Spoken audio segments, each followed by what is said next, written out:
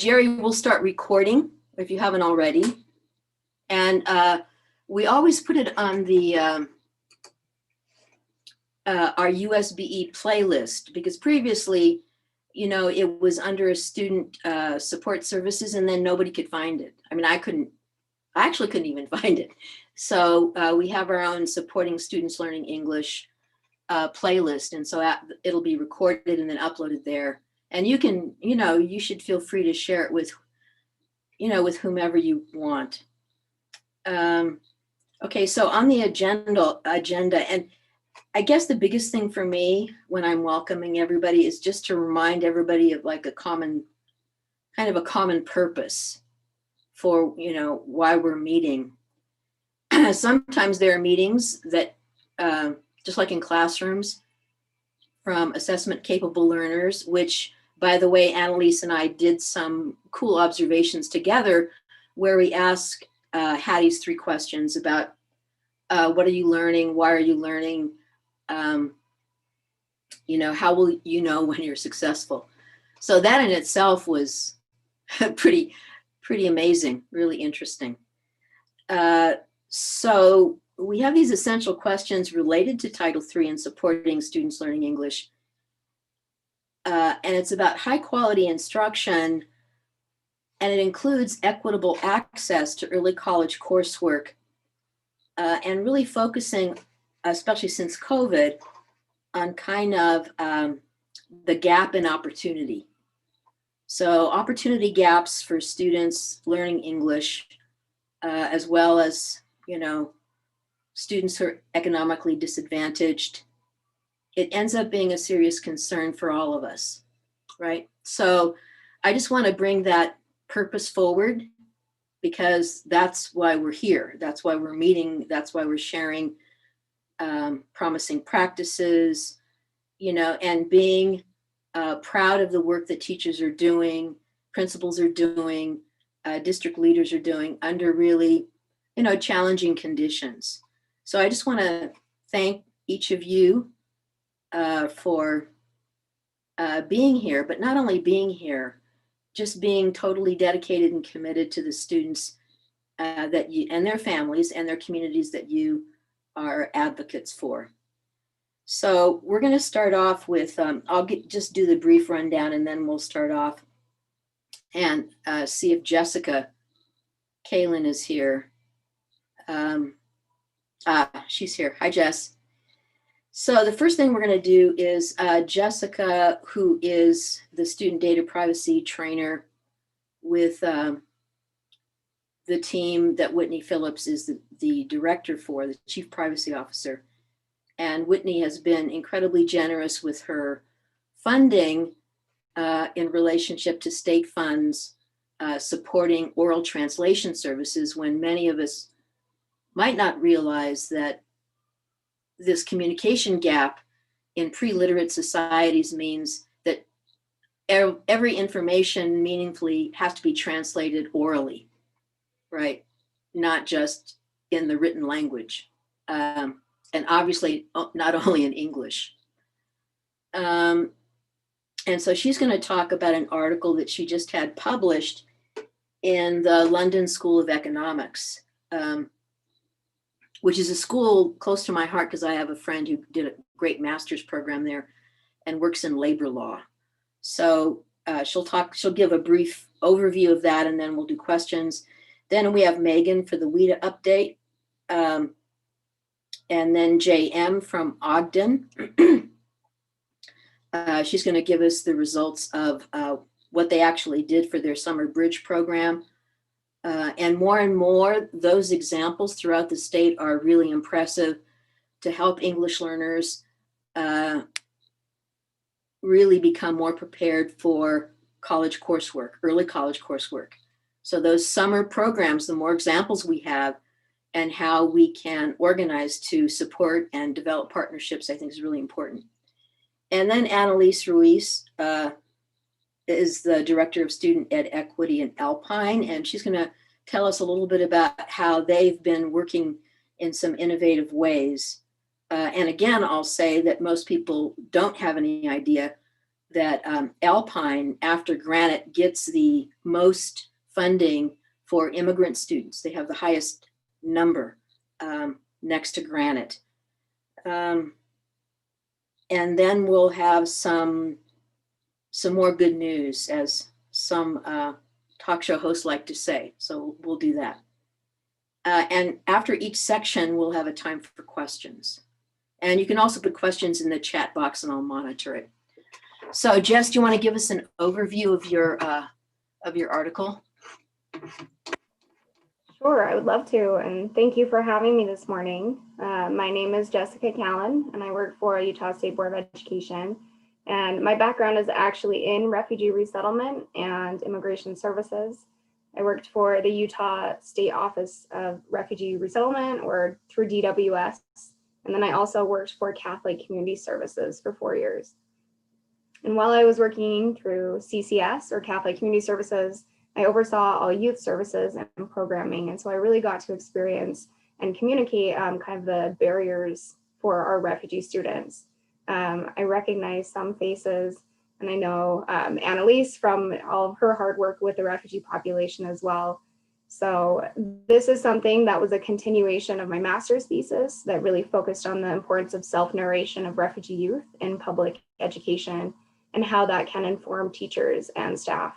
So I followed up with the same participants, and it's been 2 years, and I was funded through the 30,000 Hours podcast. And we were able to talk about how this was implemented, or how the changes with COVID and online learning were affecting refugee students. So I did some filmed interviews and wrote it out in the article. So it's a quick summary. So Jess, do you want to say one of the most important insights that you got from the students? And then we'll open up to questions. You know, and we see there are lots of advocates in our participants for refugee youth and resettlement agencies. You know, I mean, it's so interesting because when I have meetings with them, they give these like really cool shout outs to people in districts who do amazing work. Annalise is one, Karen Sterling is one, Robin from Murray is one. And it's so really wonderful to see young people committed to welcoming refugee families and communities, and then working in such a strategic way and really appreciating the work that the district leadership is providing. So I just want to thank all of you along with Jess. So Jess, what is, you know, for you the most significant learning, and thinking about the students that you interviewed for your master's program, and then you came back and visited them again. So what was the most significant learning for you? And then we'll open up for questions.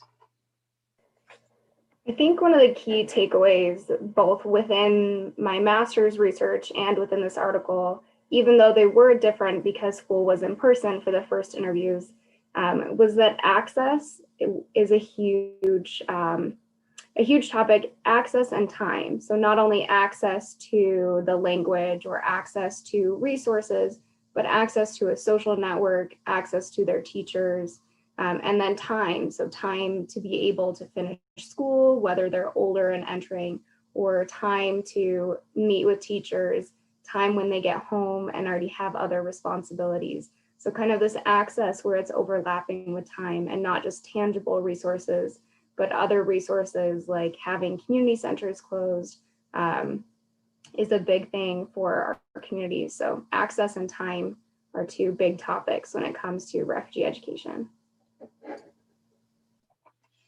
Thanks, Jess. So we're open to questions, and you can just unmute yourself and then ask Jess any question. And we'll do wait time so you can think of questions.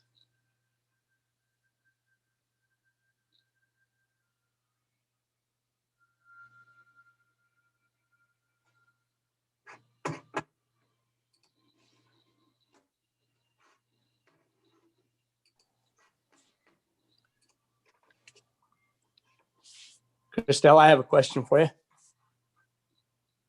This is what. Yeah, this is Wade. Do we see any trends across the state as far as refugees and moving into new areas? I mean, we've just got a couple families in Nebo, and I'm just wondering if we see any trends. So I don't know if Jess can answer that or Annalise can, but I think oftentimes, well, I'll just say, I hate to use this example, but from an economic viewpoint, housing is really challenging. Like Salt Lake City School District used to have a high number of immigrant families and even on refugee families on the west side. And that doesn't really happen and this similar thing in relationship to, so housing costs is a big thing. Like access to jobs is a big thing for the families. And then the other thing is, even though the governor wrote to the current president and said, Utah is a welcoming place for refugees, we have a commitment, there's been not as many families, refugee families or asylees that actually have come even into the country, let alone into Utah. So all those factors end up, I think, creating a different kind of environment in which the refugee families that do come, because I know not only in, southern parts like Nebo and Alpine, and Provo and Murray, but even in the areas in northern Utah, and Christy could probably tell us a little bit about their families. I saw some of the best refugee work being done in, I think it was Weber School District, it might have been Box Elder, or with Marshallese families coming in. So Wade, to answer your question, I think there are all these mitigating factors that actually create, different conditions for refugee families, educational systems, community-based organizations, partnerships to work with each other innovatively to support. And if you need extra help, you should email me and we'll connect you with, the agencies and some of these other really wonderful district people who have done like really extraordinary work with refugee families. So it's a great question. Thank you for asking it. Other questions? I just want to add to that really quick. I think it also is important to look at how long the families have been in the country and specifically within Utah, because that also determines the type of benefits and support that they're receiving. So if they are through a refugee resettlement agency or a secondary agency like the Refugee and Immigrant Center or Asian Association of Utah, they're going to end up staying near those services. And what we've seen, because Catholic Community Services expanded and put families up in Weber and Ogden, we started working with the city up there and the school district and trying to provide those services, is that it is difficult to make that expanding service available because it's not just education, it's the parents having caseworkers up there, they're having their case staff at DWS, it's the jobs. And so a lot of the services are already so centralized near Salt Lake City. And so that's why there's kind of a restriction when it goes to expanding out into different areas. Jessica, I have a question. I think your article was so wonderful and I loved watching the videos and hearing their stories and even teaching us, right? And engaging in this conversation with some cultural humility is what it made me think of in terms of moving forward. So I'm curious about what are some of the next steps? How do we continue to learn from the refugee communities? How do we create these safe and brave spaces, right, where we could engage in dialogue and highlight, center their voices so we could continue to learn from them and their communities to better support them? I would love to learn more about that.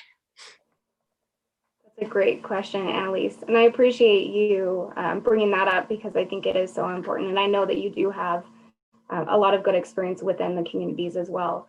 I think that centering their voices is important. And that's what I focused on with my thesis research, is not having kind of the tokenism where, hey, you're new, why don't you get up in front of the classroom and tell everyone where you're from? Because especially for some communities, that's really traumatic. And it's not out of malice that those questions are asked, but sometimes it can be really triggering for our students. And so creating a safe space, creating clubs or communities to be able to do so is really helpful. I know Christelle just had a focus group with kids, and Christelle, I don't know if you've shared that and the conversations, but that's another type of space where it can be really helpful to center their voices and make that the focal point. Yeah, thanks, Jess and Annalise, and Wade also. I think I did mention this internship program that's really wonderful, and people emailed me the last time when we talked about developing internship programs for refugee students. And this is, again, a partnership with USU, and it's kind of a 4-H club experience where internships provide these connections. So if you're interested in thinking about developing an internship program and what that might look like, we can have a further conversation. You just have to email me and we can talk to how USU did that and the DWS program, because I think it's really important. This whole thing about creating, I think you said safe and you said brave, I think, Annalise, safe and brave spaces for us to learn from students is really critical. Jess's work, as well as Alex, who's no longer in refugee work, their work is really important to me. My dissertation was called The Voices of Youth in the Context of Schooling. So not learning from young people and not having the ability to have focus groups with them consistently so that we can learn from their experience of what schooling is for them instead of making assumptions, about what we think it should be for them without really considering their feelings. I also did focus groups when we tried to break down the barriers of early college coursework for English learners and recorded all their transcripts and had them transcribed. And I'll actually send them out to you so you can actually hear kind of the voices of young people. But I would suggest that we think really strategically, especially in this time when social emotional learning needs the kind of support from the adult community that we can provide. So I think these are really important questions. And Annalise is taking notes to remind me everything I promised to do for you, because I don't, it's. So any other questions for Jessica and the any issues related to resettlement agencies, refugee, equitable access based on the pandemic, these kinds of questions that have been really critical for us. As well as, believe it or not, the Department of Education very early on sent out a reaffirmation of the civil rights of English learners, even during a pandemic. So, that in itself is, I don't know, to me, pretty impressive when you think about that. So any other questions or comments is fine.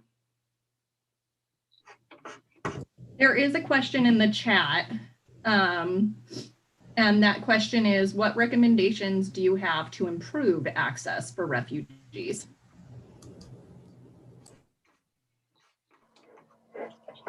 Jess, do you want to answer? And then anybody who has really great experience with this case, I know Murray is a really great example, and so is Karen Sterling's work. So, let's just jump in.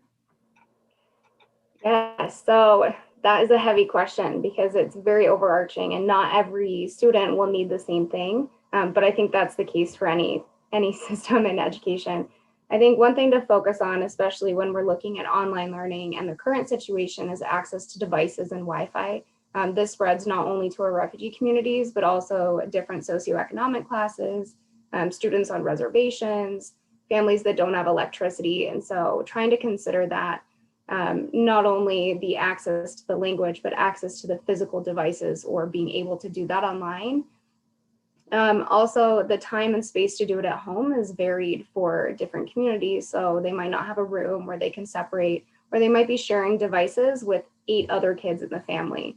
If you're familiar with our Somali community, a lot of the families will have, 10 kids, and maybe 7 of them will be in school at a time, if not more or less, depending on the family. But that's a lot of kids to be able to share one device if they're getting that. And I do want to highlight, I did sit in on a meeting where Murray was talking about their geo mapping, and looking at where the families are concentrated, providing Wi-Fi access and providing that technical support. So I don't know if we want to highlight that again or provide a brief description, but I was really amazed by the access and equity aspects of that work.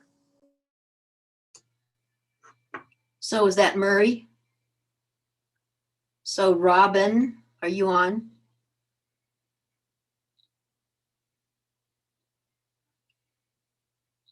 She might not be on. Okay, well, we'll do a follow-up. The other thing is, I think we talked about this last time, or maybe it was in the Refugee Collaborative. I think it was IRC that actually got a grant from Uber. And so when they were doing registration, Uber would take the students if they didn't have online access. So I think the point is that there are really interesting community resources, and we have to develop those partnerships. I mean, we actually have to be a little bit more open. And well, I'm not saying that we're not open, but I think part of it is if we learn from each other about the resources that are being used by other districts, because they've been doing such amazing, really amazing work. I think it's important that we learn from each other and then create those partnerships and connections. And Annalise is going to remind me at the end of a really great example of this. So any other comments to the question? And thanks, Megan, for following the chat, because when I open the chat, it's right in front of everybody's face and I can't see anybody. Okay, any other comments or questions or sharing? Christelle, I just want to speak a little bit to the Catholic Community Services and their work with the refugees up here in our North End. It's been quite amazing. I've got some insight through a friend who participates in that and volunteers her time to help these families. I think that's helping students. If their home life, it starts there, right? And so my dear friend who volunteers has a family, and she says they're pretty much her adopted family. She calls them family, but she has taught them how to shop at a grocery store. She's taught them how to drive a car, how to apply for a driver's license. I mean, just all those basic needs that families need that we just take for granted. And so I think it would be beneficial. A lot of these families know about that resource, but we may have families that have moved in who aren't aware of resources. And so I think, as you spoke to earlier, it's good for us to partner with these and see what's available out there and point them in the right direction, because it's been great for these families and for the people who are volunteering. She just loves doing it. Yeah, thanks, Christy. It might have been in one of your schools where I met an ALS coordinator in a particular elementary school that does this kind of family support work and has great, and it's all about relationship. It's like what John Zerbakken said when he was giving his presentation on, their 93% graduation rate. He said, it's really not rocket science. It's about relationship. So how it is you're committed to building relationships with a wide range of people and learning together, to support the future of both the economic and the, social culture, the rich culture that Utah has to offer the rest of the country, I think is really important.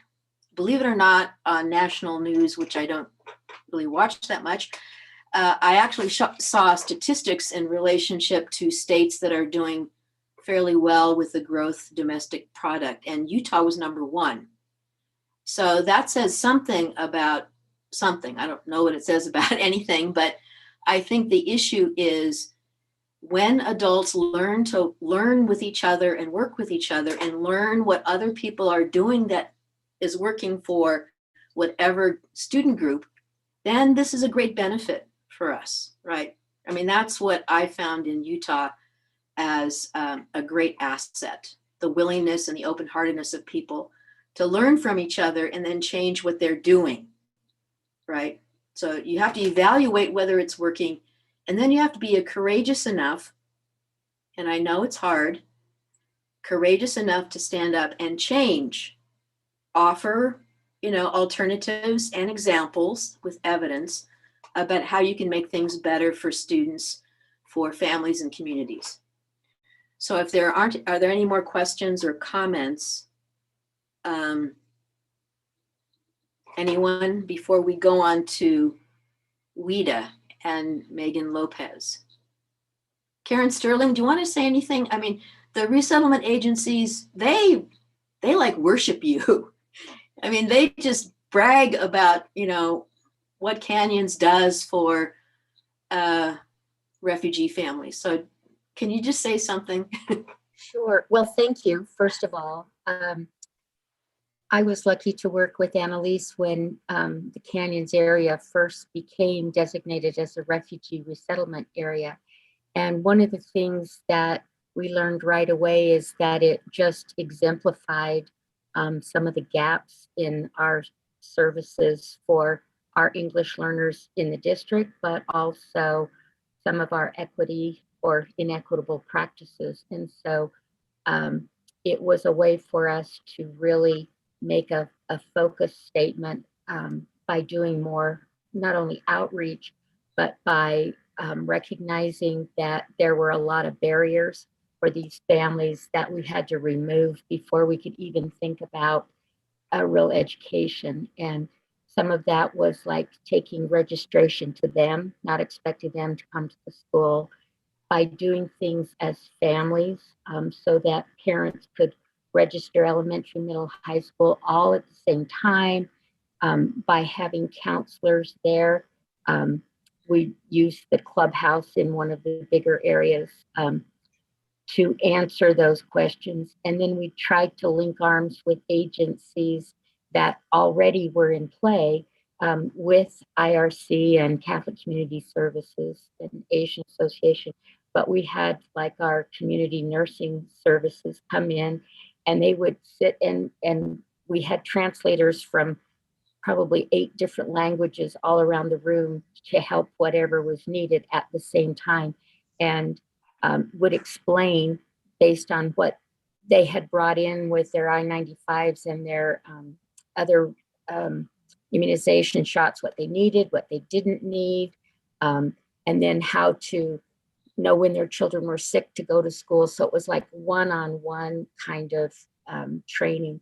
And then we did start a refugee club at Hillcrest High School, sort of informally, but then we realized that that was a key, like Annalise was saying, that they had to have a place because high schools are so big to really have a home. And we started in our student support lab by really doubling up their ELD time and letting them come there first thing in the morning. They could get help on homework if they needed it. We had somebody there who knew their name, could say it correctly, and then try to help them through school. And it grew from that into hiring a person who is just excellent. She's a school psychologist, but only wanted to work part-time. And so she supports these kids and then kind of is their advocate with regular classroom teachers, not just on the language part, but on organization and family needs and supports, and helps interface with counselors who sometimes don't see unique strengths these kids have, kind of still have that deficit mode where you've got all these credits. And so I think we have so much work to do, especially trying to understand what the family needs are. We've started English classes for parents who work in the day. We go at night over to their apartments and teach classes. We have 2 separate areas, apartment complexes. We go at different times, and have taken computers out, and we've tried to have like our LIA kids come and teach these parents. We've had the refugee students who know more about technology there with support to teach their parents. And so it's been exciting to see where we've come, but we have so much more to do. And especially I think with some of the families that we just like got in this week that are just so traumatized. One little girl ran away from school. And so what does the school do? Call the police. Well, really? So, you know, we have to keep them safe, but maybe a friendlier face would be a way to deal with that. So we just have a lot of training to do with staff and to make our schools more culturally responsive in every way. So that's what Thanks, Karen, so much. I'll just end kind of this session by telling you, I just saw Charlene, so I'm going to tell you a little bit about the family focus group I had with the refugee families. And this was, I think, correct me, Charlene, I think it was at Lincoln Elementary was one of the focus groups. And the principal there is spectacular, and it's a wonderful community. And the classes for the community learning centers, I think, Granite now, correct me, Charlene, you have 23? No, more? We have 10 more than that, 33 now. 33. Oh, great. Great. So they have 33 community learning centers. And the thing that's really cool about community learning centers in Granite is that they're within the context of the school community. So at Lincoln, you can go in, and when the families, you know, drop off their children, they will go into the area. There's dental care. There are all kinds of wraparound services. And then there are classes in English. And also next to the classroom, there's like daycare for the little kids, while the mothers, generally it's the mothers, take English classes. And it was so incredibly amazing to see like a young mother and then her mother talking about their grandchildren, her grandchildren, and the kind of mentoring that the older refugee women, this goes back to what Jess said about how long refugee families have been in Utah. I mean, we actually have some amazing leaders and resources in refugee families that have actually been here for quite a long time. And the things that the parents said about the support they were getting from their teacher who was teaching them English, and the Granite community focus on community learning centers, you know, is one of the things that I brag about nationally because it's really impressive. So Charlene, do you want to add anything about the way the way Granite has organized the community learning centers to really be responsive and meet the needs of the refugee families? Well, thank you for the shout out, Christelle. I appreciate that. It's just something that we've been working on for years. It didn't just start overnight. And the thing too is, what I've just learned over the years is you almost have to make a case. You know, the research is out there. Everybody knows how important it is, but you have to really, I think you just have to show and showcase how important it is, what a difference it makes in the community, in the schools, you know, just statewide. And so we just continue on. We're excited now because along with that and with Cheryl Gardner, we've done a lot as far as doing the training for the staff at the school to embrace the families. And as we were looking at the number of schools that have had this training, it's just multiplying. And so we're excited about that because what's happening now is instead of just the cultural liaisons or the interpreters or our refugee, like a Danjuma or whatever, going into the homes, everyone is going into the homes. And when I say everyone, the teachers, administrators. I mean, it's much easier now for them to bridge that gap and build a relationship. So I just see things, making those connections with what everybody has said with the families, with the resources, and all of us working together is going to make a big difference in how we reach our refugee families and our BIPOC communities. Thanks, Charlene. We'll actually have, we do have an interview that was recorded for UEN about the community learning centers, and Annalise, remind me to send that link out to people. And I think this is another, really incredible example of how progressive, I know some people don't like that word, but I'll say it anyway, how progressive Utah actually is. I had an intern student who was finishing her master's degree at Smith College on the East Coast. I've known her since she was like 2 years old. She was so impressed with, in her internship, with what was going on. She actually was a part of an international presentation at Smith. And what the title of her presentation was, Progressive Education in a Conservative State. And it was all case studies, was her work that she had done as an intern in Utah. So, that's the thing we should be highlighting and be proud of and share with each other. So I just want to thank Charlene and Karen, Annalise, Jessica, Christy, and all the people who are speaking up and encouraging people to really develop authentic partnerships. And later on, we'll talk a little bit about an initiative. At the end, I'll talk about an initiative that's happening in the Glendale community with East High School. Okay, so thank you, everybody. And now we're gonna, if there isn't anything else, I know there are comments in the chat. We'll have Megan share about WIDA. Thank you, Christelle. Okay, I have to say this, I hate ending this conversation. I think it's a very profound and important conversation to be having, especially given just the situation that we're in from the pandemic. It's more important than ever to be doing this concerted outreach, right?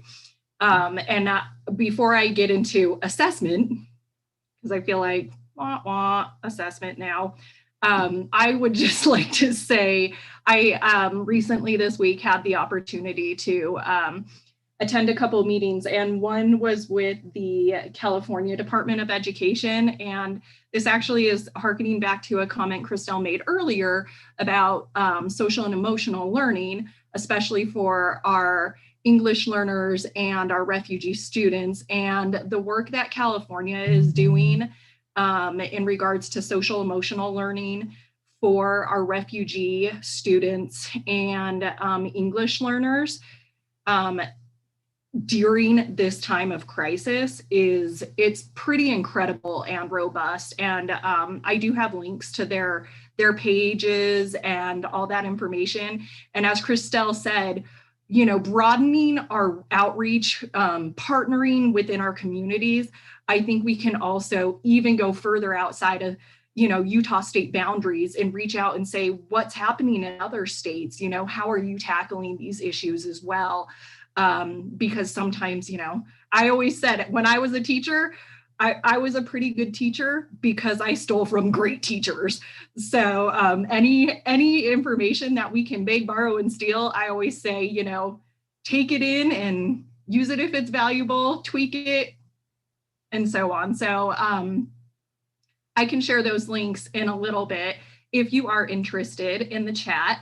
And then also just going back to the chat, just a lot of positive chats that are out there. So just the opportunities for people to participate, volunteer, and also just shout outs to all of you that are doing amazing work in this field. So now with that, let's get into WIDA. And I'm going to have to ask, because I'm going to be sharing my screen, It is a little harder for me to monitor the chat when I'm presenting. So I'm going to encourage you all to just come off of mute, and I do not mind if you are, if you interrupt me at any time. And I already see before I'm sharing links coming in or chats coming in saying, we're definitely interested in those links. So right after I'm done presenting, I'll get those links posted for you all.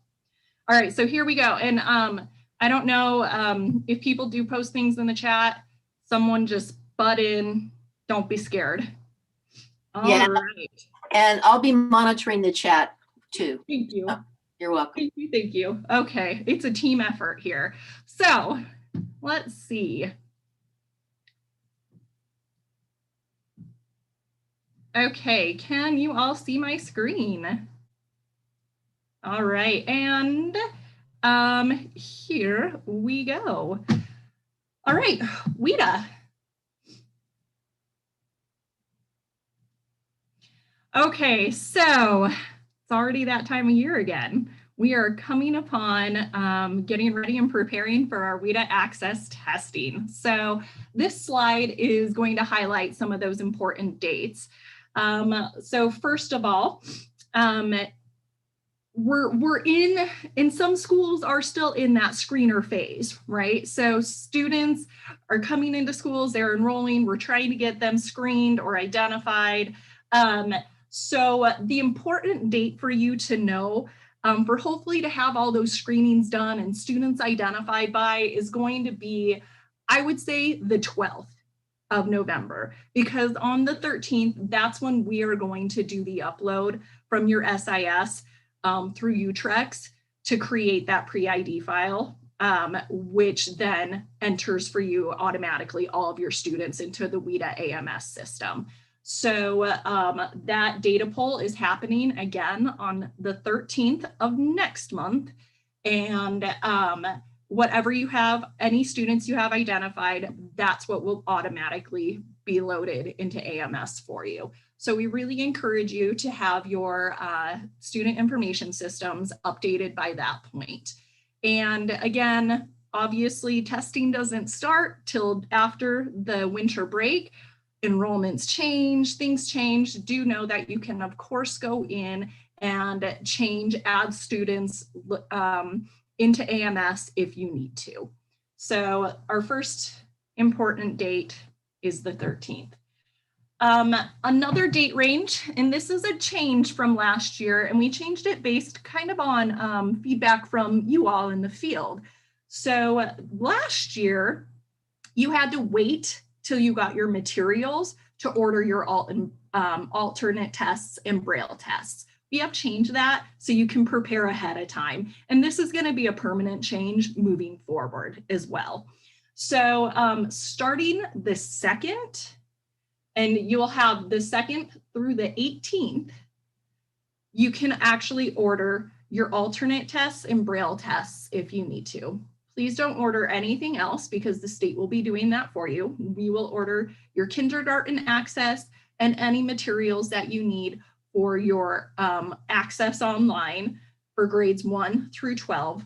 The state will take care of all of that for you, but you will need to order your Braille and alternate just as last year, but you can do it ahead of time now.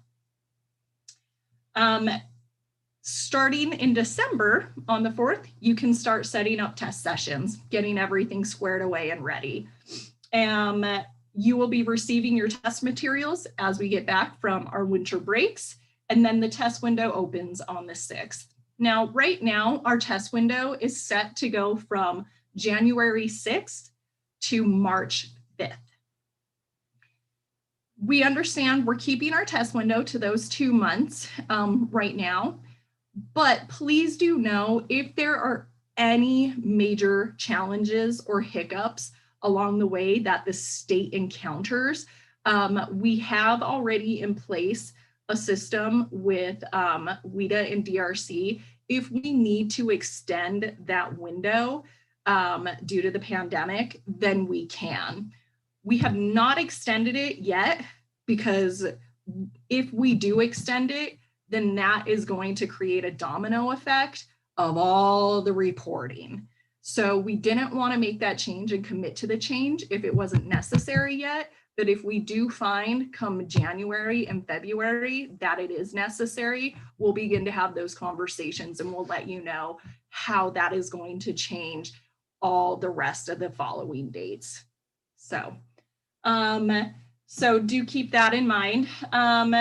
Again, additional test materials. So any students that require test materials that didn't get identified in that original upload, then you might need to order test materials for them, and you can start doing that on the 4th.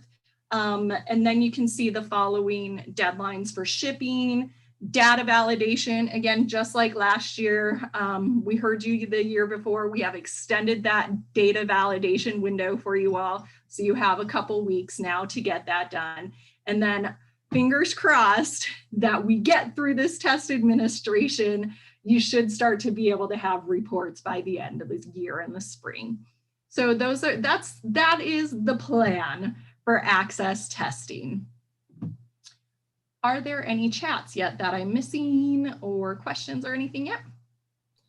No, that someone asked for the PowerPoint, and so I'll just make sure that we send that out to everybody when I send the link out to the playlist. So we'll do that with all the PowerPoints and the live recording and all of that. So thanks, Megan. Yeah, absolutely. Okay, and then some webinars that are coming up. Webinars, just as a reminder, you do need a WIDA secure portal account. If you do not have one, you just contact me. I will have it set up for you very quickly, but hopefully at this point you all have those accounts. Or you can, from this PowerPoint, just click directly onto these links and it will take you to the webinars. These are a couple of just free webinars coming up if you need little refreshers here and there. So, yep, these ones, wow, one is starting right after this meeting. So just if you need just a refresher on how to maybe do some test scheduling, and then into next month, just support for test administrators and coordinators as we start to get into the access test. So let me know if you have any questions about these or if any of those links are not working. All right, and then WIDA trainings. I have actually been getting some questions about this. As you know, in the past, we have always done in-person trainings, and unfortunately, we still cannot do in-person trainings. So just like we did this fall with the screener trainings, we are going to be hosting virtual trainings. So I'm gonna come back to those e-workshops in just a moment, but we do have 2 trainings coming up in December to help you further prepare. And this is going to be a little more in-depth than just those webinars. It's going to be a chance for you to talk with WIDA experts on any questions or concerns you have about administering the access test. So on December 9th, from 3:30 to 5, we will be hosting the test coordinator and test administrator webinar. So that will be live. And then on the 10th in the morning, we will have the kindergarten access overview webinar. Those links to Midas to sign up for those are live. Please know that there are 2 different sections for those course numbers. Please do sign up so we know and can get you all the information for how to join those trainings. And then self-paced e-workshops. These are for all of you and all educators in the state of Utah.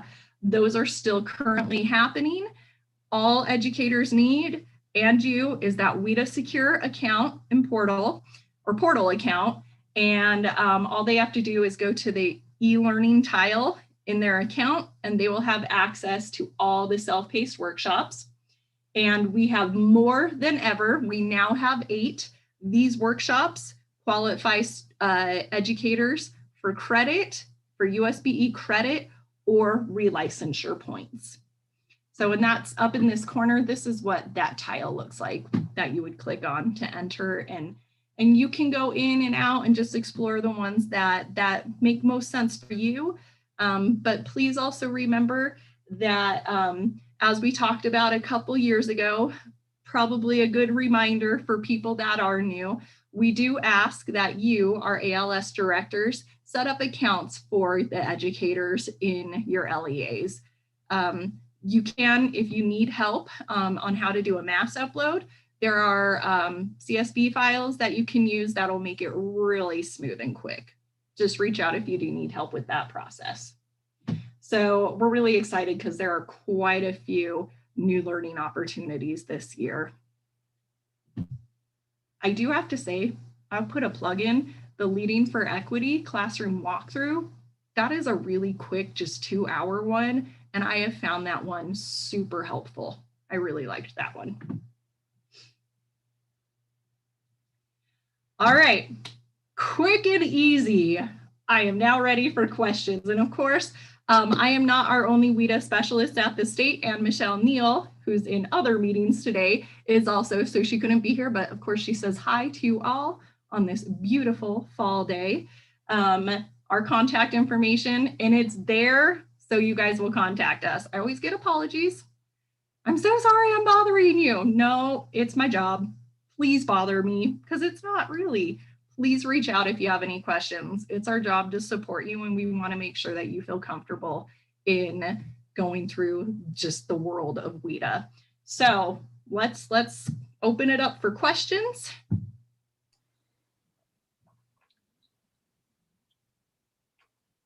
So there was just, so I'm going to send all the PowerPoints out to everyone. I put that in the chat.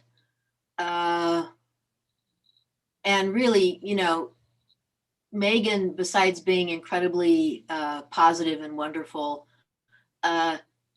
when she says it's not a bother, she really means it's not a bother. I mean, she is just always so incredibly responsive, even when, you know, people are asking multiple questions and we need to work together to respond.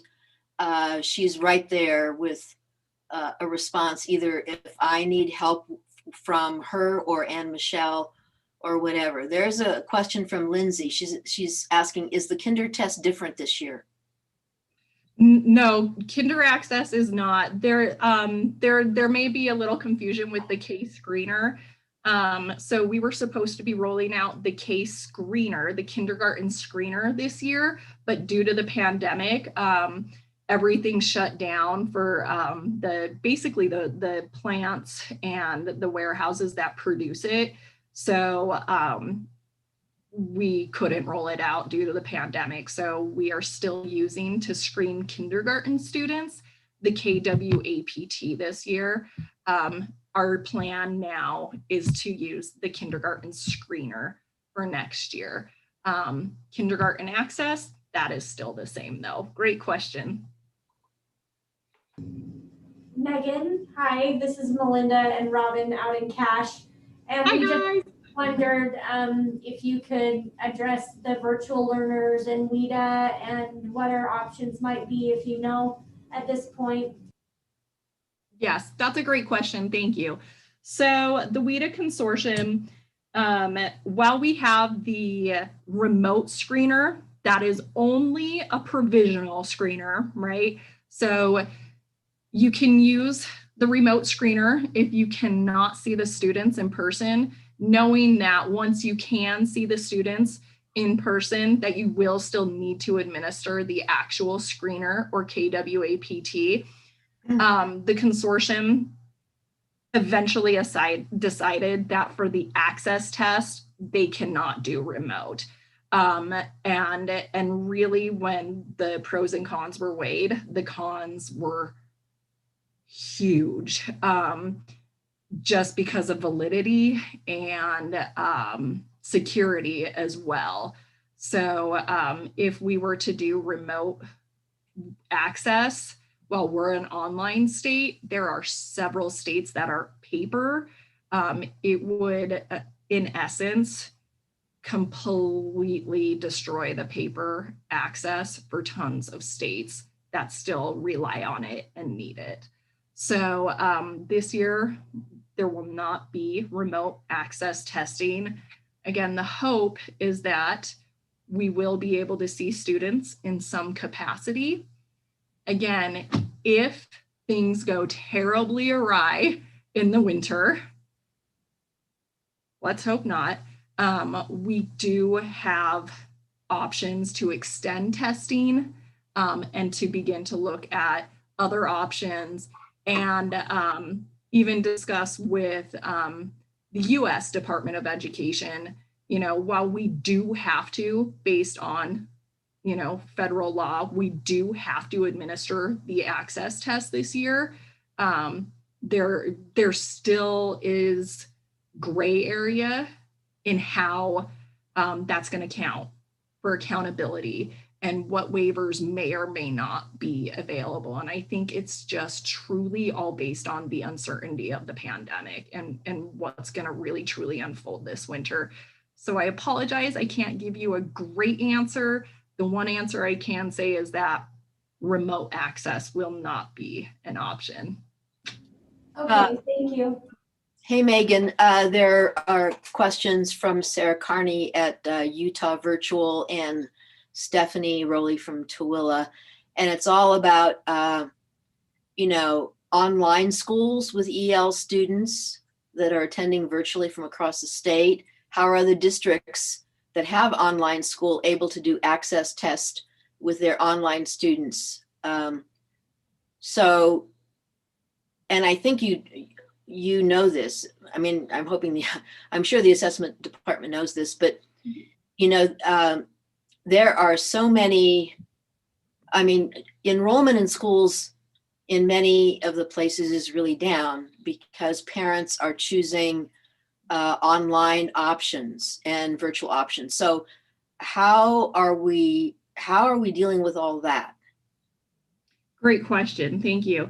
And I'm actually going to invite, if we have any of our virtual schools visiting with us today, attending with us today, I would encourage you guys to come off of mute and let us know how you have worked this in the past. But in the past, pre-pandemic, for schools that were solely virtual online, what those schools typically did is they would have testing days. And depending on where their student population was, it looked a little different. So sometimes they, some of those online schools originally have students all over the state. So they would have proctors, regional proctors go around and quite often use libraries, rent out library spaces and rooms to administer the tests in those settings. We have seen quite often settings where schools that do not have a place because they are fully virtual and they work out of essentially an office where they would just rent a conference room at a local hotel where they would set up the test. One great thing though that I do have to say about the access test is the nature of that test requires social distancing because of that speaking portion. The students have to be separated. So that definitely helps with just, hopefully that helps people already be used to that component of the testing. And so they would just do smaller groups depending, and just a schedule of this is where the test is going to be. Hopefully for the districts that have options or even a school or a location where students can come in, be in a lab, socially distanced just for those days. That's what we have seen in the past pre-pandemic. But is there anyone from any of our just traditionally virtual academies and charter schools that has experience in this that would like to give any tips or maybe speak to something else that maybe I didn't cover?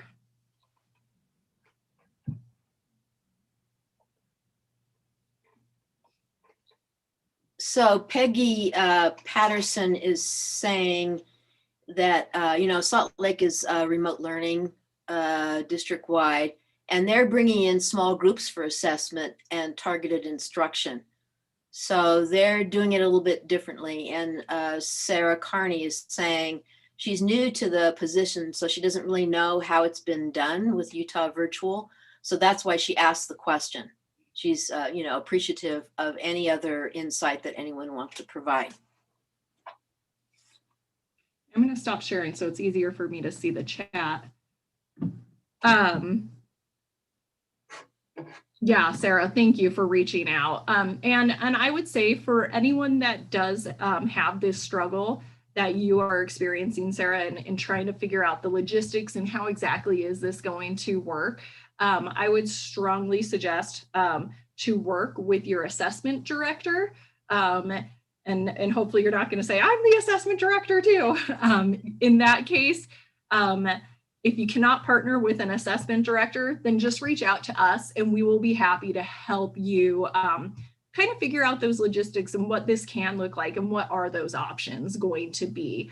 And I will say that Utah Virtual Academy, I believe you previously, especially for our RISE assessments and SAGE going way back, had been a place that would have like a conference space to come to.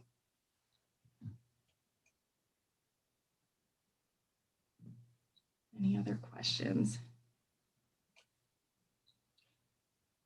Okay, good. Sarah is saying she can reach out to her assessment director. Yeah, I think absolutely partnering with your assessment department is going to be huge in navigating this access testing this year. I can't say how grateful I am that we actually got through our access testing last year, because boy, that's valuable data, and not having to calculate a skip year of data, it's going to be really interesting to see what truly has happened with our academic English acquisition this year, given everything that's happened. So yeah, other questions, come off of mute. Let me know how I can help. Yeah, so Megan, if you would send, you've already sent me your PowerPoint, but would you send the links and everything else that people have asked for to me, and then I can send it out to everybody? That would be really great. Absolutely. I'm going to share those links in the chat really soon. And I just have to say I know that I've just seen tiles of people right now, but it is so nice to see you all. I wish we could all be in person. I don't do well. Like, I'm a people person. I don't do well having to communicate through computer. So these are the moments that I cherish and live for lately. Thanks, Megan. Yeah, it's interesting because we often get kudos from people who, say they love our meetings because it's more personalized. And some people actually like this format because they can see people's faces up close. So, it ends up being a really interesting way that human beings are able to adapt, right? And learn something new every day. I had a friend who would call me up and, she was in Washington and I was in California. And our big joke was, oh, today we're going to really learn some interesting things that we never thought we would learn before. So, that's one way to think about whatever happens. It's kind of our attitude toward whatever happens. So thanks, Megan. I really appreciate it. And the point about WIDA testing is really significant. And Annalise is going to remind me at the end of the meeting to tell you about something pretty special that we're developing as a way to recognize schools, teachers, principals, districts, that are, even in the midst of this kind of challenging environment, are doing exceptional things. So, and one of those districts is Ogden. So we're going to hear from JM. So JM, you should just say your real name, because everybody calls you JM, but there might be some new people here who have like no idea who you are. Well, thank you, Christelle. My name is actually Sandra Jolovich Moats, and years ago, because I'm ancient, years ago when I was teaching, a student said, you know what, Mrs. Jolovich Moats, your name is just too hard. Can we just call you JM? And it has stuck ever since. And that's what people just call me, as JM. and I'm the Executive Director for Equity and Access for Ogden School District. So I'm really excited to be here, Christelle. Christelle, did you want me to show all of our data that you've seen before? Because I think some of the folks have seen it, or do you want me to just kind of go through that PowerPoint and then highlight some issues? What would you like today? You're on mute, Christelle. Thank you. I know some people would be really happy if I were on mute all the time, but I won't say who those people are. So I think you go through the whole PowerPoint, because there are some people who, weren't on the previous one for promising practices, and then just highlight some issues. Because I think the other issue that ended up being the last time you did this, when you were actually planning to do it, you hadn't really done it. So it's important for people to know that planning is actually critical in relationship to evaluating outcomes, because then you can actually, change your plans. So, okay, great. Then we'll do that. Can I just share my screen? Yeah. Okay, so we'll just do that. And then let me do present. Okay, and I saw that Rhonda Bickmore, are you still online, Rhonda? Rhonda and I are here, Jan. Oh, great. Would you guys be great to monitor the chat and then interrupt me if I need to stop and answer or address something? And then also, I just spoke with Rhonda, with Thais Rodriguez and Rhonda Bickmar, who are our amazing CLD specialists in Ogden District. And so I will be glad if they want to join in at any point. And at the end of the presentation, I'll also have them add anything that they would like to add. So this is our Summer Bridge program report. We were tasked by our superintendent, Dr. Rich Nye, to create a Summer Bridge program this year that combined both virtual learning opportunities and face-to-face learning opportunities for all Ogden students, with also focusing and targeting specific student groups. So and he gave us the opportunity to utilize some of our CARES funding with the task of braiding both our fiscal and human resources. So here's how it went. Our objectives were, number one, because of the COVID dismissal, we wanted to get reading books in the students' home. We wanted to decrease the summer slide. We wanted to still provide the opportunity and see our students recover credits that they lost during during the dismissal, provide social emotional support and face-to-face. And you have to remember, this was kind of bold. This was in the summer when everything was getting shut down and we were coming out of that. And so we were like, how is this going to work?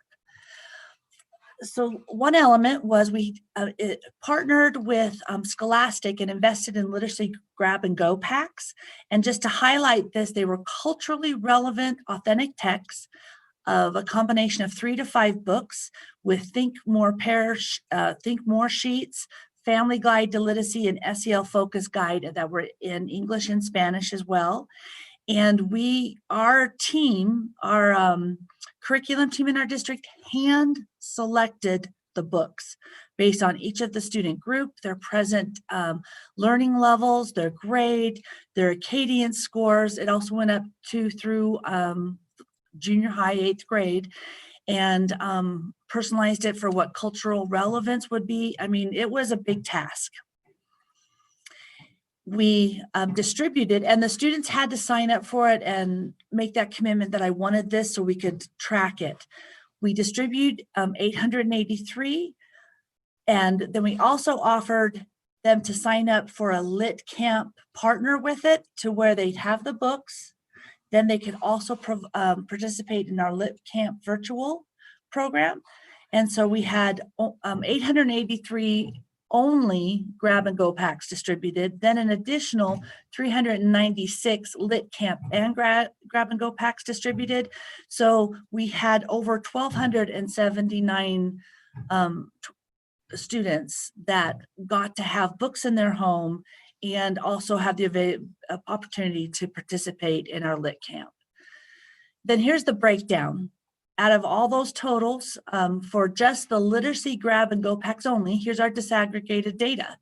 89 were SPED. You can see here our English language learners, our Native American students, our economically disadvantaged, and our migrant. We really struggled, even with home visits, trying to get families to accept these grab and go packs with our migrant families. But we did have 3. Here is our Lit Camp and grab and go packs, and here's the breakdown, as you can see again. And then our totals, if you take all of the resources combined just for the reading and the books and the Lit Camp, here are our totals.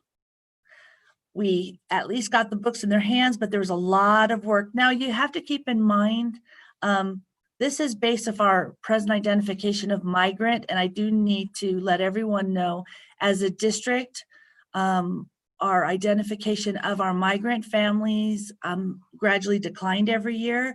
So last spring, we did a whole analysis of our identification system, and we're utilizing our community school coordinators this year with all of our home liaisons to accurately identify our migrant families, because we really feel that we are under identifying, and so we don't feel that that's completely accurate, because we feel that we have a lot more migrant families that are attending our schools but haven't been identified. So that's one thing that we did make a change in our system, and we've been actively out there recruiting and identifying. Pam, Yes. you have a question on if we include refugee students in our migrant count. Yes, we do. And that's why I'm telling you that we are under-identified significantly.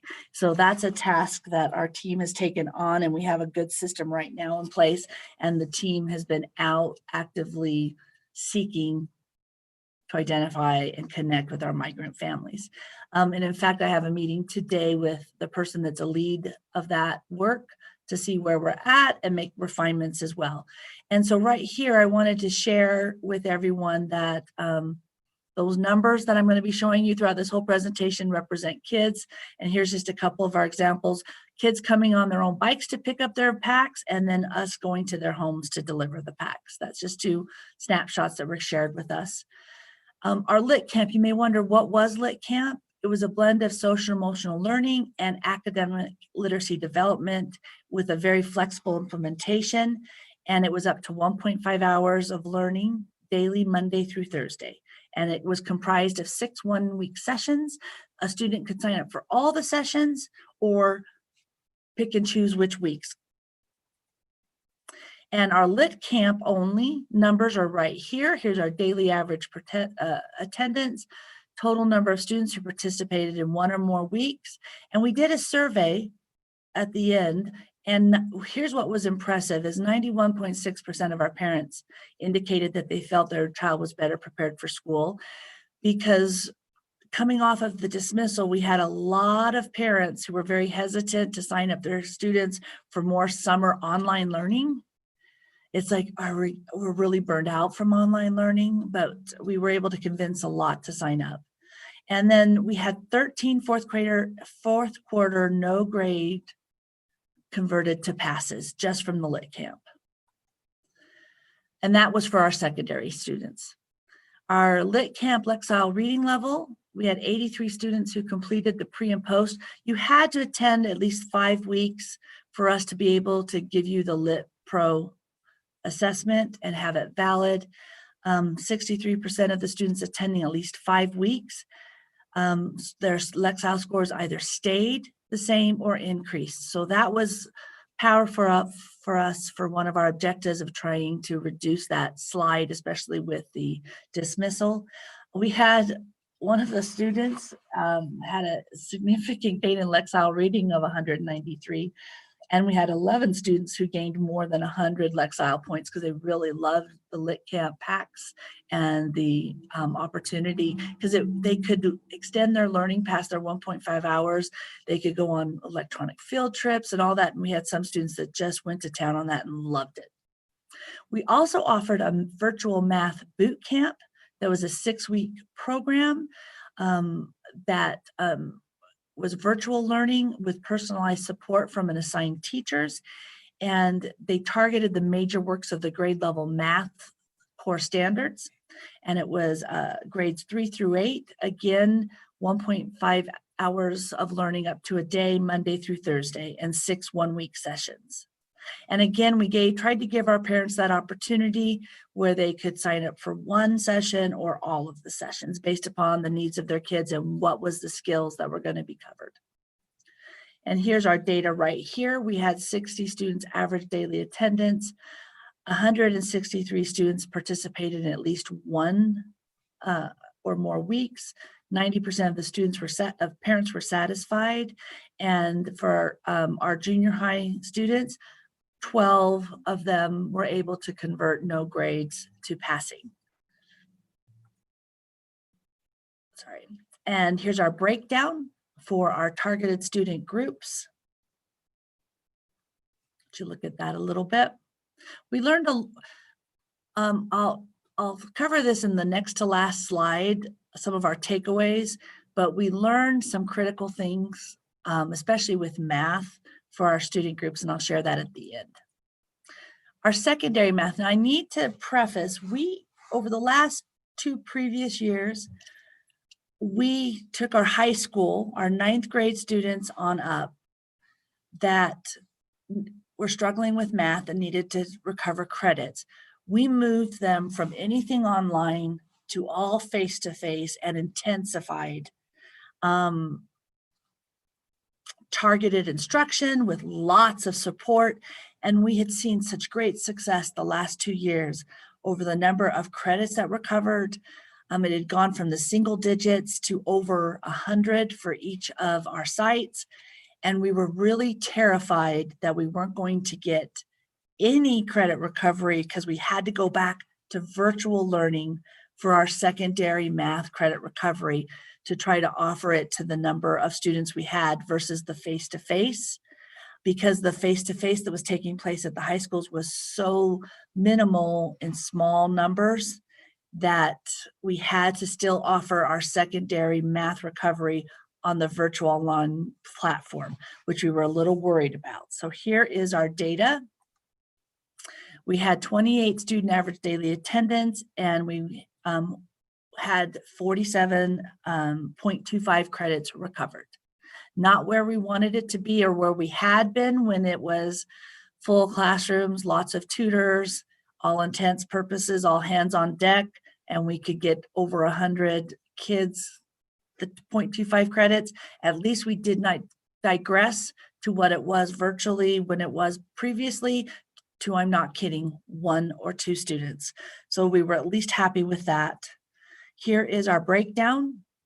Again, our migrant families and our Native American and our English language learners and SPED kids learning math online, not good, even our economically disadvantaged. It really is difficult. Now, our high schools, they offered credit recovery for all the other subjects.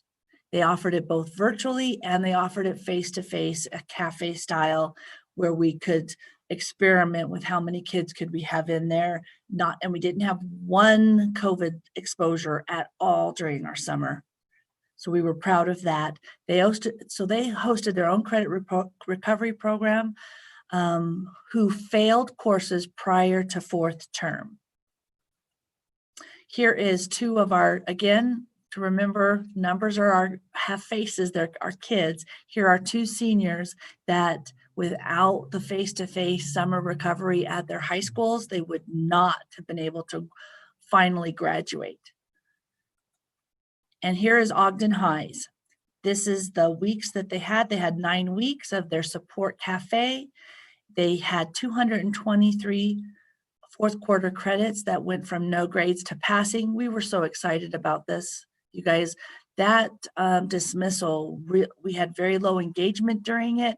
So we really had to try to hustle during this summer to try to shift our kids to learning how to be successful, no matter what the circumstances, face-to-face, virtual, because we were so unclear of what the fall was going to bring. And we had 27 additional credits of 0.25 credits recovered. Ben Lomond had even more success, which we were really excited about. 499 fourth grader no grades converted to passing, and 87.25 credits recovered. George Washington, our alternative high school, they had 91.25 credits recovered, average daily attendance of 15 kids, which they were so excited about, because those of you that have alternative high school programs, it is tough to get kids engaged and come regularly. And then we had 30 students who recovered one or more of the 0.25 credits. That was really exciting for them. We also added, for the very first time in summer, original online credit. We've never offered that in the summer. And so we decided to do that for grades 9 through 12, 2 hours daily, Monday through Thursday. And this was purely virtual.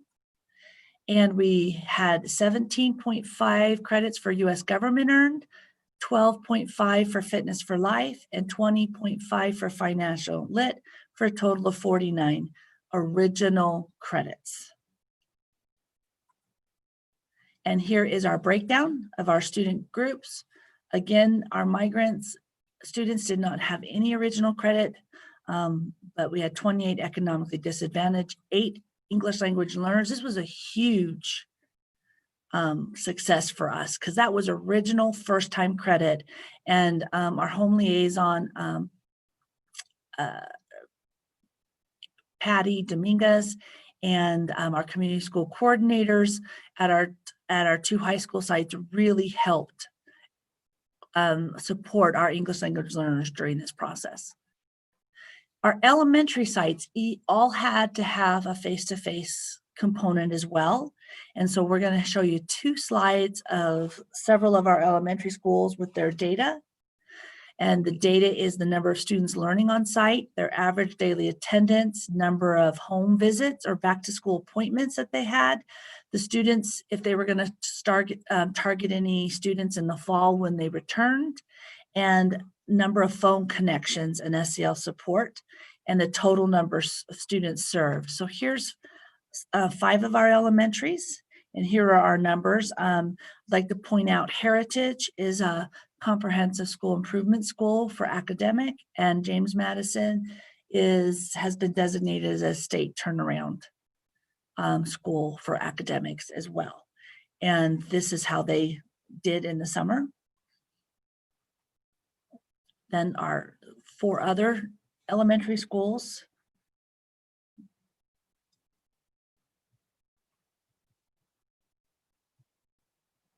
And so totals, we had 608 elementary students on site. This was our average daily attendance. Look at the home visits and back to school appointments that they had. 322 students were invited for fall tutoring and have been engaged in fall tutoring. And this many phone connections for SEL and learning support. And this is important to note. This is the connections the school themselves made. I'm going to show you additional SEL support that was provided by our district team as well. So those numbers are in addition to this numbers. So we had over 3,100 students served by our elementaries this summer. And here is 2 pictures. This is James Madison on the right, and this is Odyssey Elementary School on the left. And they have been designated TSI for ELs and students with disabilities off the top of my head, and they are very close to exiting. So they were very purposeful in who they targeted, because they really did not want to have the dismissal and the summer slide happen, because they're so close in what they've been doing with bridging that gap of our students and targeted groups. Our junior highs also offered face-to-face, and here are their numbers. They tracked the number of students registered, their average daily attendance, and then they were tracking credits. You know, in the secondary world's about credit. So 4th term credits recovered, gap credits recovered, and then students exiting the summer school with all of their credits. This was very exciting for Mount Fort, Mount Ogden, and Highland. Highland didn't have as many students exit with all of their credit. They actually put in some, they learned from this, and their school plan has a lot of information of what they're doing differently for this. They're also teaming up to offer UURC for some of our targeted students at their site right now. So here we had over 1,416 students served. Now, please note that all 3 of our junior highs are targeted school improvement sites for specific groups, and it's usually our English language learners, our students with disabilities, and then each one of them differ after that for the additional groups. And here is it. Here are our junior high students in the summer experimenting on what it would look like for face-to-face learning. And we were really grateful when our governor issued the mask mandatory in schools. During the summer school, we made it mandatory ourselves as a district. We had some pushback from parents, and some of the parents chose not to have their students participate in face-to-face because they didn't want them to wear the mask, while others just supported us in it. And so it was really great when that mandate came from our governor. Now I'm sorry, go ahead. You have some questions about how we designate refugees, immigrants of migrant families. Do you want to address that at the end, or is this a good pause moment?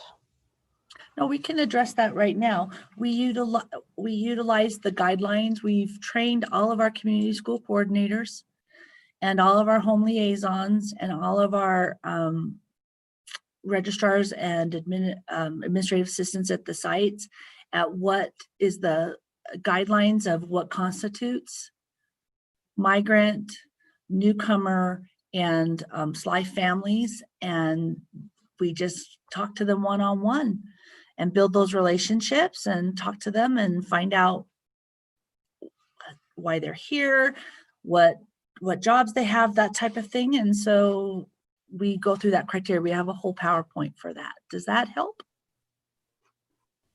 And I can share that with Christelle and share that. We've put a whole PowerPoint together, and we did an intensive training on that this summer.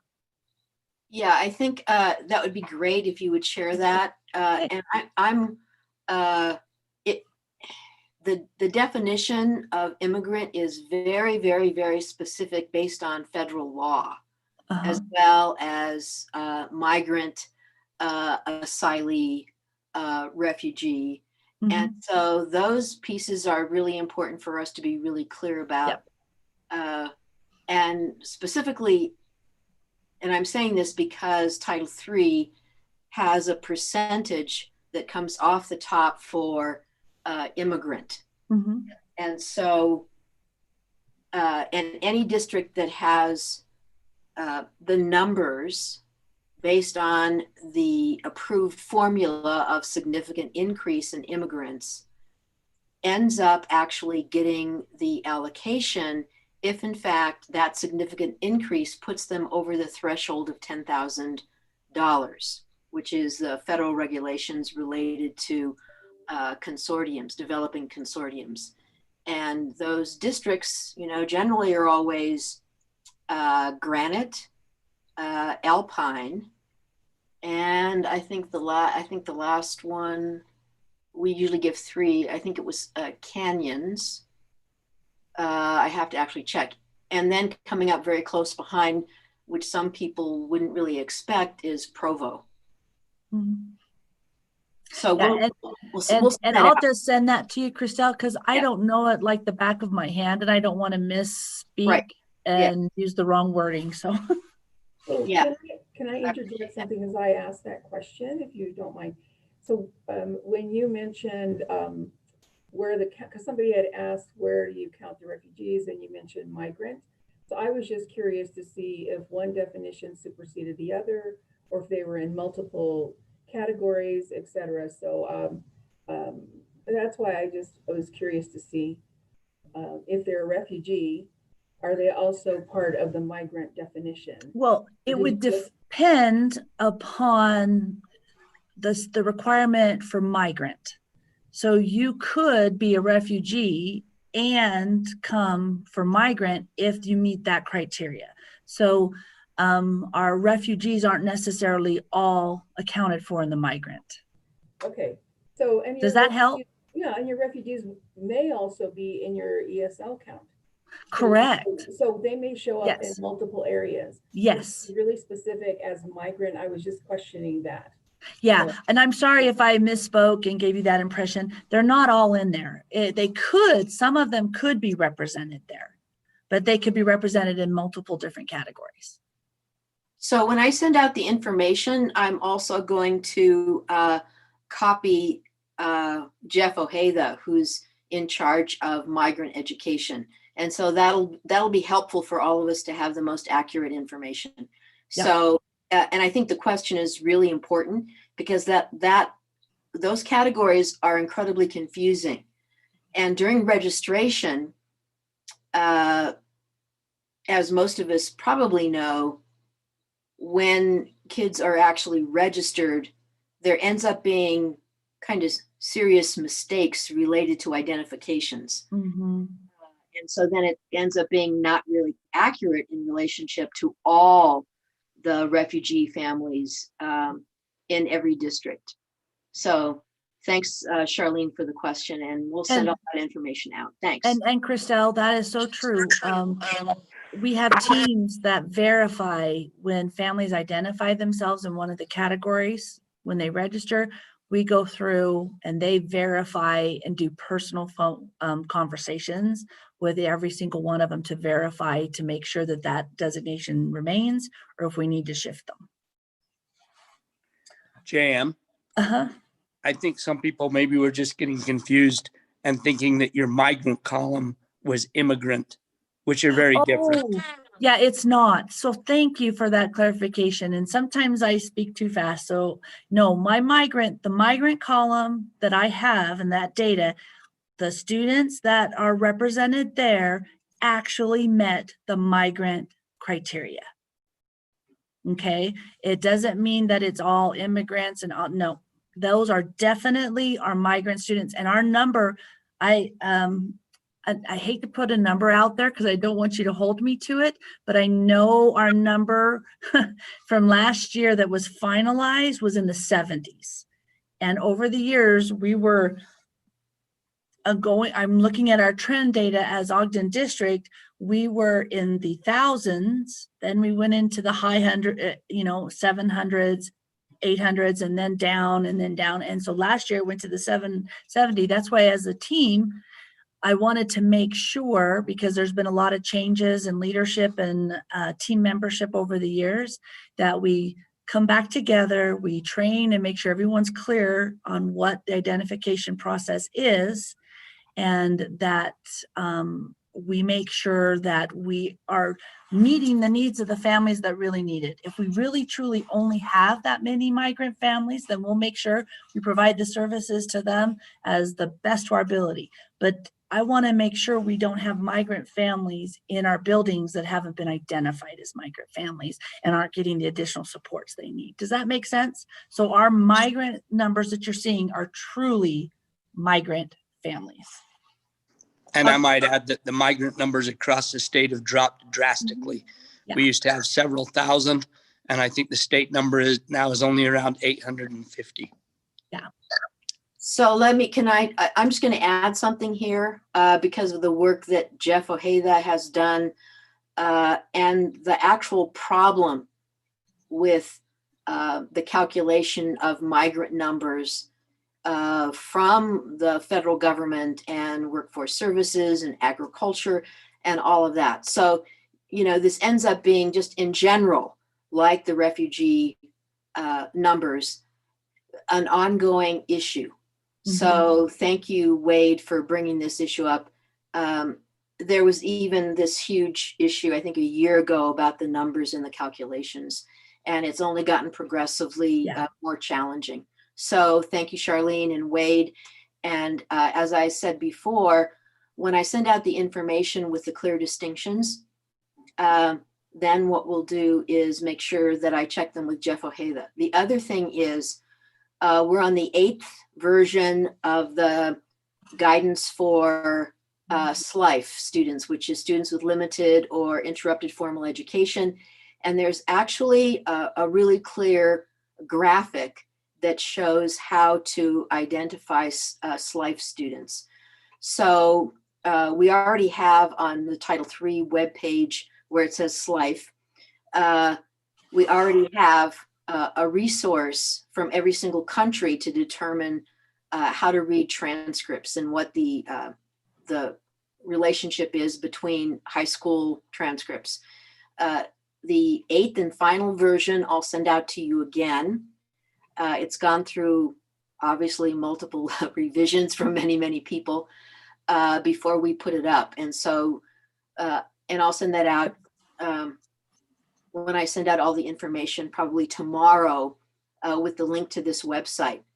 And this gives us a chance again to get clear about identification, because previously, and I think it was Karen Sterling who talked about the increased ability to really identify students and their learning needs at registration, and then the kind of individualized support that you provide, which there's some really great examples of a process that Weber School District uses as well.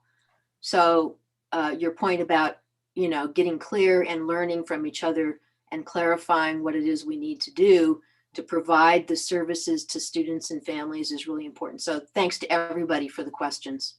Okay. And so our final component to our summer bridge program was social emotional learning. There's 2 examples of personal experiences from 2 of our behavior interventionalists. One, she said, I went and did a home visit with a family in which I had built a relationship with that expressed concern about coming back due to certain behaviors that the student had the previous year. I expressed to the parent that I would stop by throughout the summer and practice social skills with the student. Throughout the summer, we were able to see improvement in his behavior and his overall attitude towards school. On my last visit with the parent and student, we were super excited for the school year to start. And that's one of our behavior interventions. That's an example of some of the supports that were provided in the summer to try to bridge that loss and that learning gap of our students, both academically and behaviorally. Another interventionist, I completed 400 plus home visits, registered all 551 students for the free reading books. Then our team delivered the books along with pantry packs to students. We did weekly and bi-weekly visits with around 21 families, impacting about 31 kiddos each time. I called families just to check on them, called to get current addresses, and when we were unable to make a home delivery, I am guessing around 35 to 40.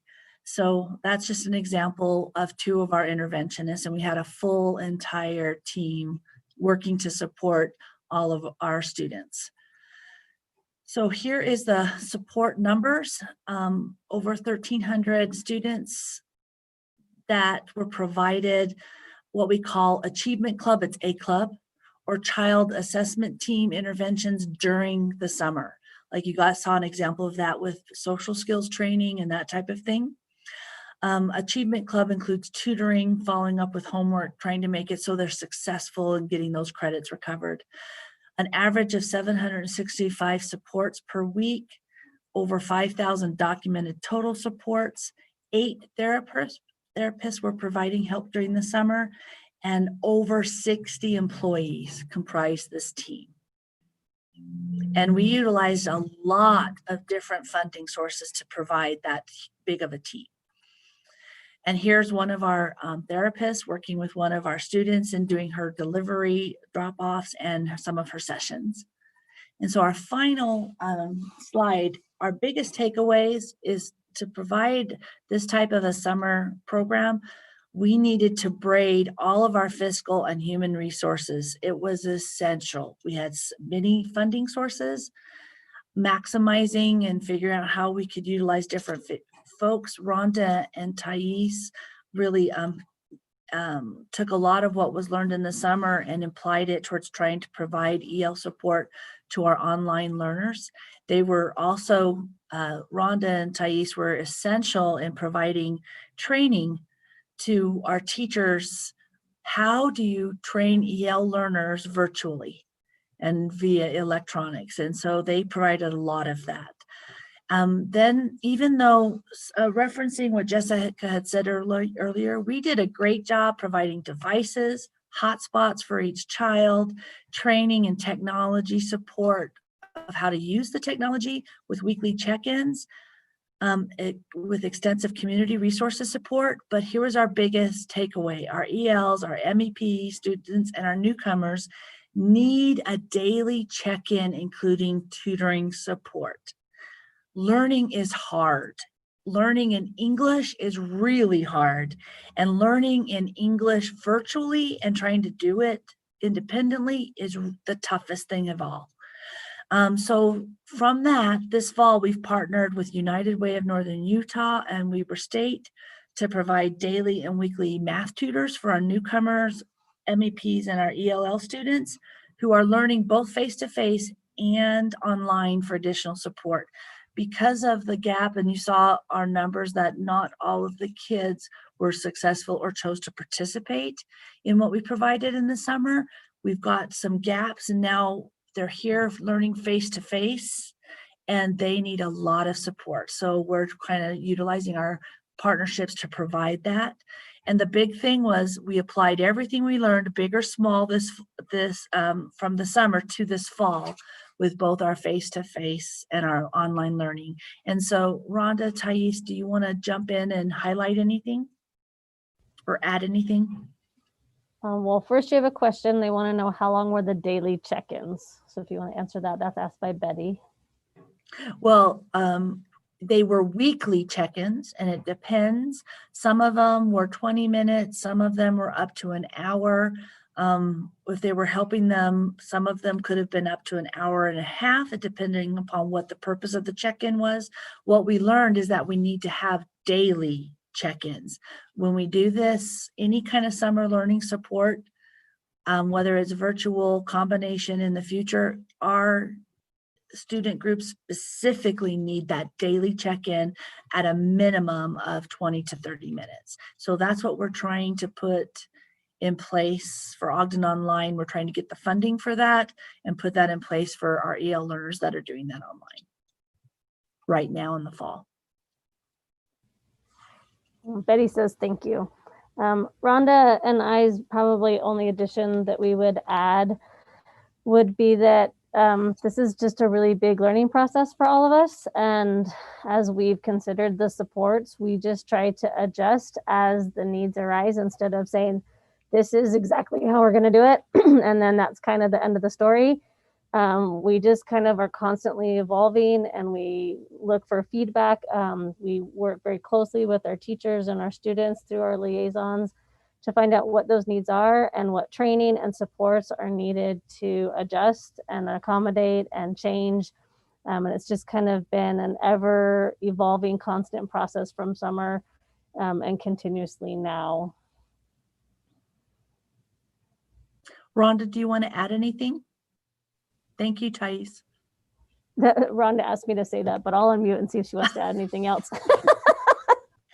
And I do want to highlight that Rhonda and Thais, from what we learned in the summer, they really personalized the learning of how to train our teachers to effectively provide services for our EL learners online or in a virtual space, which has also impacted in what they're putting in their plans, their school plans this year, of how to better provide services and the instructional supports that our EL learners need during Tier 1 instruction. Because in the past, and I'll let Rhonda and Thais add to that, we relied too heavily on Tier 2, and we didn't do a good enough job with Tier 1. And so that's where the focus has been this year. And then how to align our ELD instructional courses that our students receive daily with that. So then they're aligned and they can perform better with their peers during the Tier 1 instruction the first time. I think Rhonda, the other do you thing, want to add anything? I think the other thing that we did a lot of that we haven't really mentioned is trying to help. Well, I should rephrase that. we did a lot, as you saw, of home visits, but additionally, trying to help educators in the field know how to communicate themselves with families so that they can have that continuous conversation and building relationship is something we've worked really hard on. So Rhonda and I spent a lot of time talking in our trainings with teachers about being flexible with communication, as well as the effect that too much flexibility has, kind of that balance between constantly changing their methods as well as too rigid of behaviors in terms of what families need to be successful communicating. And JM's been really working on piloting some translation services that can be utilized across our district. And Rhonda and I've worked on free applications that we've encouraged teachers to use that also have multiple languages and are easy for parents to use. So communication has been something we've really been trying to encourage to that end. Thank you for mentioning that, Thais. That's one thing that we learned from the summer is that translation was key, is because we have a lot of different languages besides Spanish, and we really struggled in that communication piece. So we piloted an online a translation service just this past fall, parent-teacher conferences, and the surveys are coming in. It's very easy to use, and it's over 100 languages, and it's immediate. And so that's been a real success. And then one last final thing is a huge example of success. Our newcomer and refugee liaison, Patty Dominguez, came to me and she said, in our last check-in, and she said, one thing I learned from the summer and even right now is our newcomers and refugees, they are getting behind in their classes and everything's kept on Canvas now. I don't know if you guys experience that as well as secondary, and parents don't necessarily have the access to Canvas. So we worked with our academic instructional team, and they figured out a way for her to have the access she needs so she can keep the parents in the loop and the child in the loop about really how you're doing, and let's get you tutoring when you need it. Let's help you with your homework. That just came about this week, so they don't get far behind. And it's the aftermath mortician conversation that you flunked your course. So we already put that in place this week. So you have a couple of questions. So one from Karen Sterling that says, could you talk about how you recruited teachers, staff, SEL folks to work? How did you address any reluctance for home visits, pandemic related, from either staff or families? And then from Beverly, also in Canyons, can you tell us what those 3 applications are? So let's start with the first question, which is about your recruitment strategies. I have to be totally honest. When you have an amazing superintendent like Dr. Rich Nye that comes out and says, we are going to do this, let's make it happen, that makes it so much easier. To be very honest, our principals shared that message with everyone. We shared that message, my intern and I, in working with folks for the virtual component, and we had more people applying than we had spots available.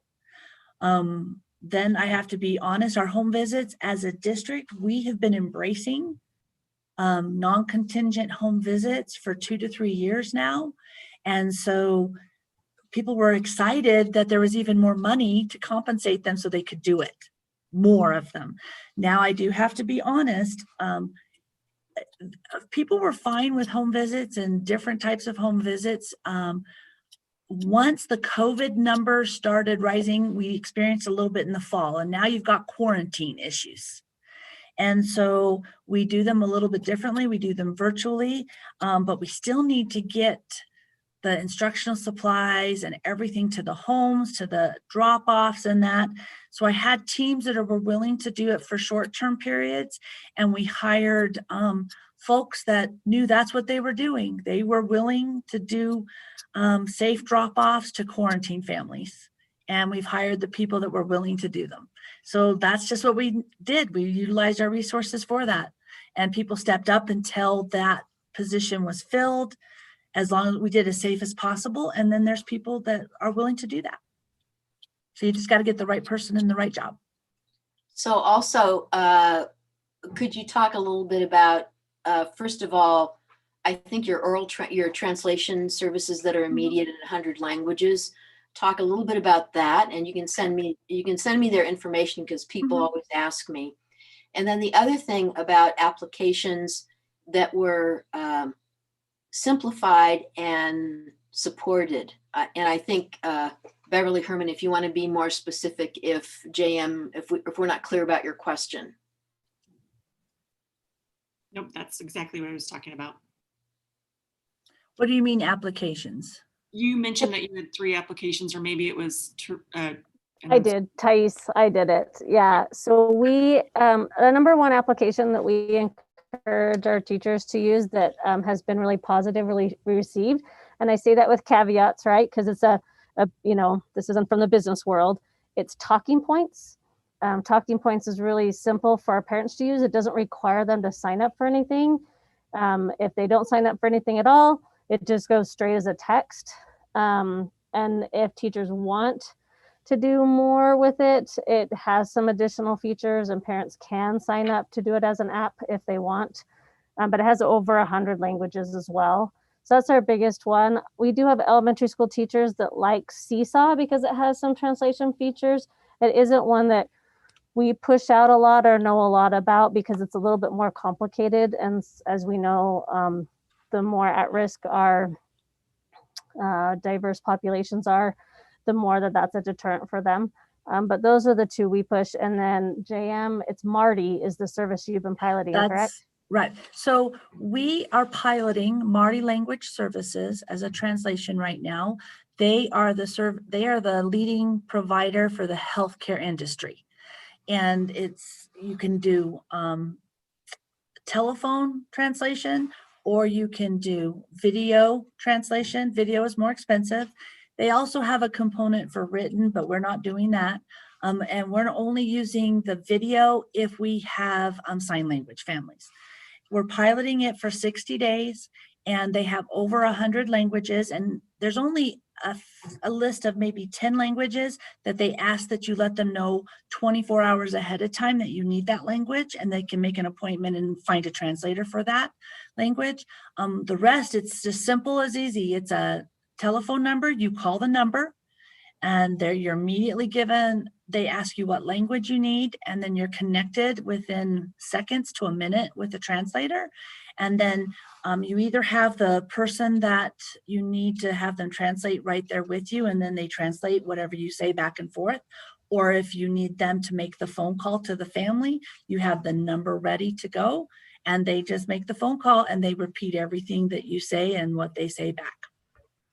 And we're actually utilizing them because you have to make the quarantine phone calls for the exposure. And rather than just have one person that speaks Spanish have to do all the Spanish or try to figure out someone that speaks the languages, my whole entire team, until they hire someone to do that work, has been filling in for this month. That I have some members of my team that speak Spanish, some members that don't. We all just sign up because we can do Marty languages and all do those services and make those phone calls. So everyone that's been utilizing it, it's very easy, fast, and it's 8 cents a minute. And it's surprising if you don't spend forever on the phone. Our fall parent teacher conferences did not cost us that much. We still have more available in the pilot to utilize, and we're expanding it for the schools then to be past parent teacher conference time.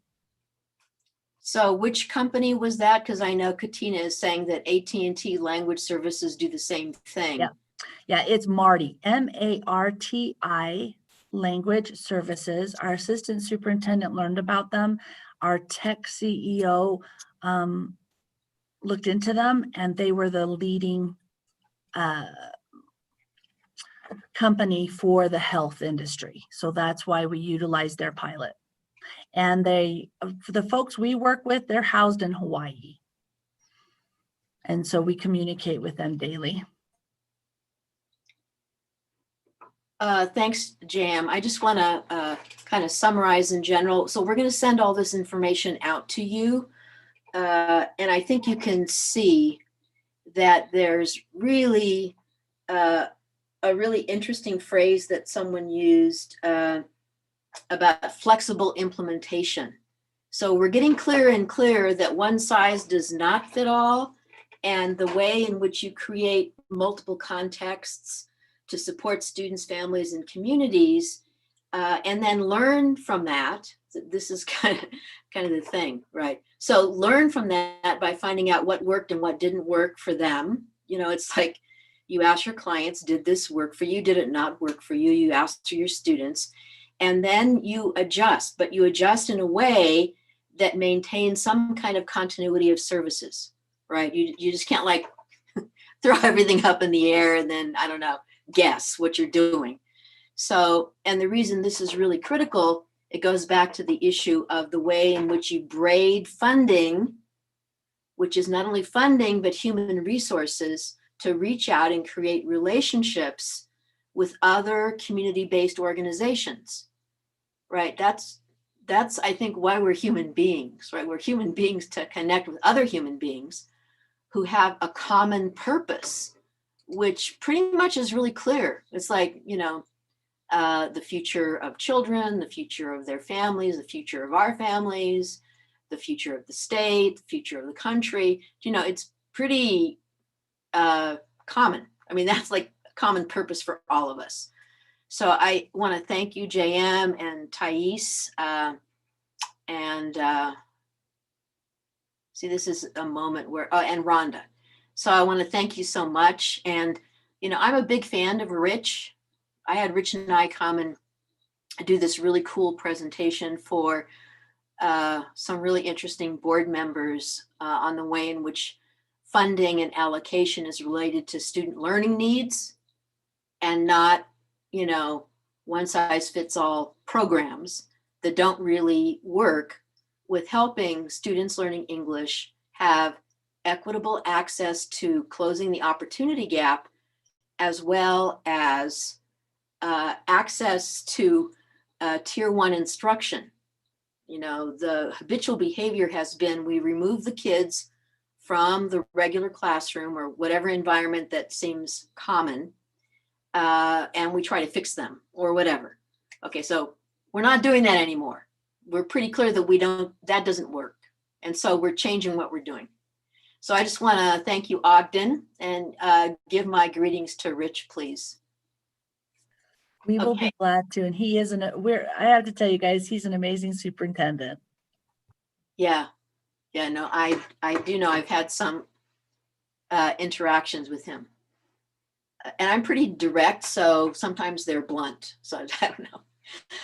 Okay, so now we're going to move to Annalise. And I'll just say again, kind of, if you notice the themes in everything, and Charlene Louis also put in Granite uses Linguistica. So we have all these resources to mitigate the communication gap. I'm not going to harp on this, but you do realize that the joint statement from the Departments of Justice and the Department of Education related to civil rights and ensuring quality educational experiences for students does actually say that we are violating parents' civil rights if they don't have meaningful communication like everybody else in a language they actually understand, whether it's written or oral or whatever it is. So I'm just reminding you that it's a huge civil rights violation. And I'm actually surprised we haven't been sued more often than we have. So just a warning. Okay, so Annalise, tell us about kind of the work that you're doing in this, you know, challengingly learning opportunity. Thank you, Christelle. I just want to start by saying that we're really building on the great work that Jerry Merkley and Amelia Schwartz did at Alpine School District.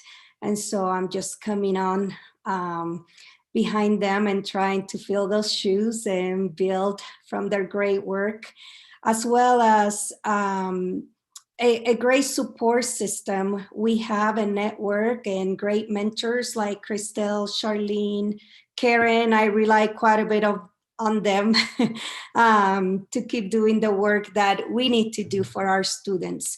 So I'm gonna go ahead and share my screen here. Let's see.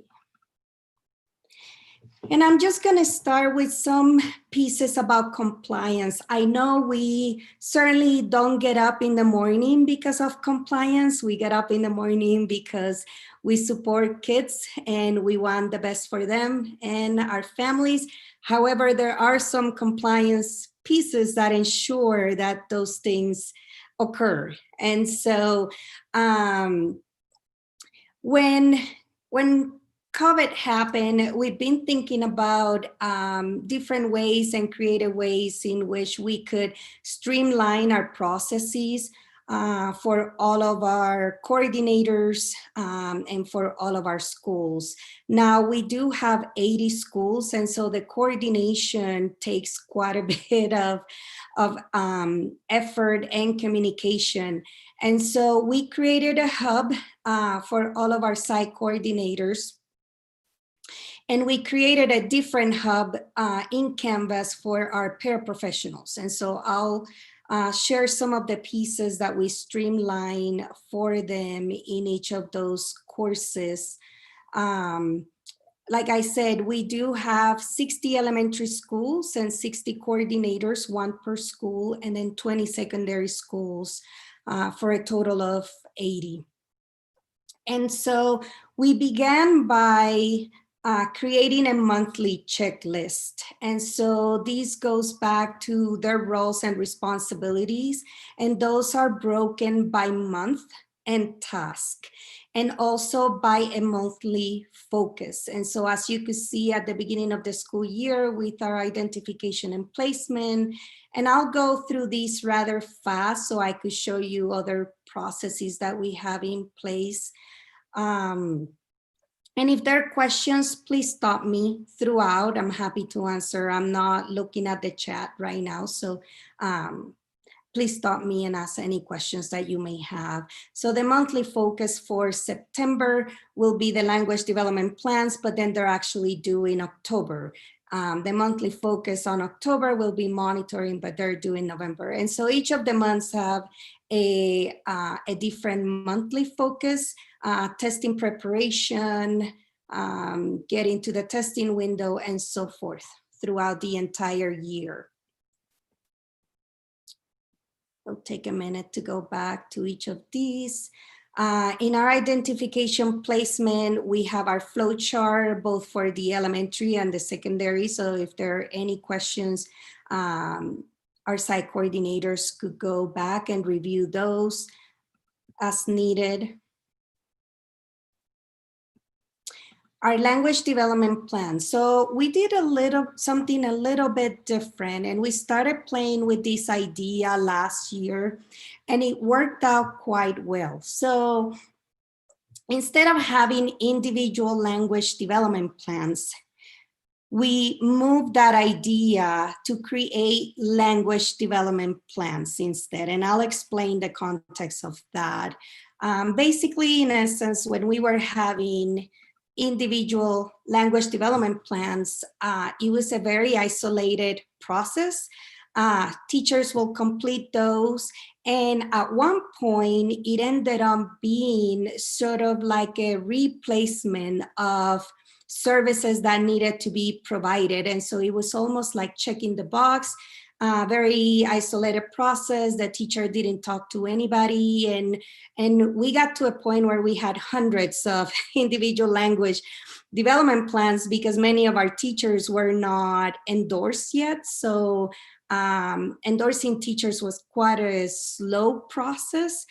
We could only endorse a cohort every year. And so no fault to anyone, really individual language development plans became a way to document services that because of teachers that were not endorsed. And so we really wanted, and that wasn't very effective. And so we wanted to change the mindset of that process. We wanted to change the culture of that process. And so what we decided to do is have, in the spirit of collective efficacy, we decided to have language development plans for all of our students in that grade level. So the language development plan became a grade level plan for the students that those grade level teachers were serving. And what that did for us is that it created spaces for the grade level teachers to come together and talk about all of their students that were learning English as a new language, and the ways in which they could support each other in creating goals and providing tier 1 instruction for them. And so I'll show you what the forms look like. But here you can see we've created resources for our teachers to understand the LDP process for the elementary as well as the secondary. And then we linked each of their forms to their school grade levels. And I'll show you what that looks like in a minute. Last year, when we started this process, schools requested for our team to come over and model that process for them. And that was a great way to develop relationships with those grade level teachers and the schools, and to get to know their point of contact in our team to continue that collaboration. And this year, they're already starting to request our TSAs to go out and continue to model those processes and conversations. One thing to keep in mind that I think has been so great about this process is that if teachers are not talking about English learners with one another, our students remain invisible to tier 1, tier 2 instruction. And so this was a way to bring all the teachers together in those grade level and talk about students and make them visible and be integral to how they design tier 1 instruction. So I'll show you what that would look like. So they're already linked here, so they could go to their own school. And this is Bonneville Elementary. And so this form is completed in collaboration with their site coordinator and that grade level team, and sometimes the TSA in our own team. And so all of that is recorded in this form. The site coordinator is the one that places her email address, so then she has a copy of the form, as well as every member in that grade level team. They choose the grade level team. They place the names of those in attendance, right? And their roles as part of that team that are developing goals to support their students in that grade level. This is a link to our Cognos report. So in that conversation, if they don't have the report ahead of time, they could click on that link and immediately generate their report for their grade level for each of their students. And so right away, they have all of their scores to inform the development of this plan for all of their students in their grade level. Now, we also added here different strategies to support each of the domains. So if while developing the plan, they don't have ideas of where to even start, there are some ideas already built in here for them. And then they look at the different domains. You could see here that they found some students in that grade level that may need more help with reading. And so they list the names of the students here, like Tom Jones, Andrea Smith and these are just samples. But they have a 1.4 in reading and a 2.2 in reading. So together, these teachers are creating goals to support those students in reading in that domain, because that is the lowest score to support and further think how better scaffold reading in their tier 1 instruction. Okay, and then that's the same for for each of the domains. So here we also link the can-dos. So again, if they don't have a lot of ideas of where to start, they could look at the can-dos right on that form and gives them the language to help develop some of these goals and scaffolds that they need for their tier 1 instruction for those students. And then we added additional scaffolds as ideas. Again, we're not telling them to use any of these in a particular way. They make that determination as a team. And then if there's a scaffold that they're not sure about, then we come and provide additional trainings for them. And so those are some of the ways it has strengthened our collective efficacy and collaboration with our team coaches, as well as our grade level teams for each of our schools. And so again, that's the same for each of the domains. They complete this form 2 times a year. So the first time is the creation of the goal. The second time is the review of the goal, or adjusting or rewriting a new goal because those students have met those goals. And then everyone keeps a copy of that. So that's our language development process, instead of going back to this isolated process that we had in the past where no one talked to anyone about our students. If anyone have questions about that, again, because I'm not seeing the chat, please stop me. Otherwise, I'll keep moving on. So Annalise, I'm monitoring the chat. Yes. So I'll just jump in if there's a question. Perfect. And if something's not clear or confusing, please stop me. I'm happy to clarify this process. So I'll go back to, so that's one of the things that we've streamlined for schools. The second one is our monitoring process. Now we know that we monitor students for 4 years, and we needed a process that was streamlined and that all of us could access this information every year. And so again, we created some resources and trainings for our teachers. And we also created 2 different videos to help our site coordinators and counselors explain this process to parents or guardians. And so we have a video in English as well as in Spanish. So then teachers, counselors having these meetings about monitoring with students during CCRs or parent-teacher conferences, and they're unsure about how to explain the process and what the conversation needs to be about, we created those videos for them. Now, here, this part was a little bit more tricky because we really link every student on monitoring to their own form by school. And so I'm gonna go to Vineyard Elementary right here. Okay. And so here it shows the students that are on monitoring at that particular school. It shows their status and their years and how many years they've been on monitoring. So I'm going to click on this student, Jose.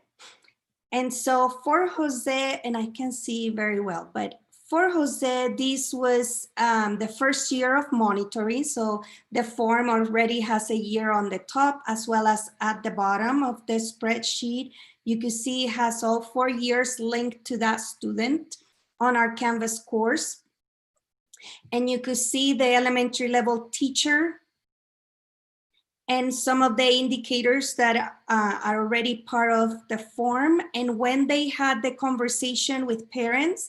And because of COVID, sometimes we do have a way for parents to sign these digitally, but if that's not possible, then I'm asking schools to document how that conversation went about.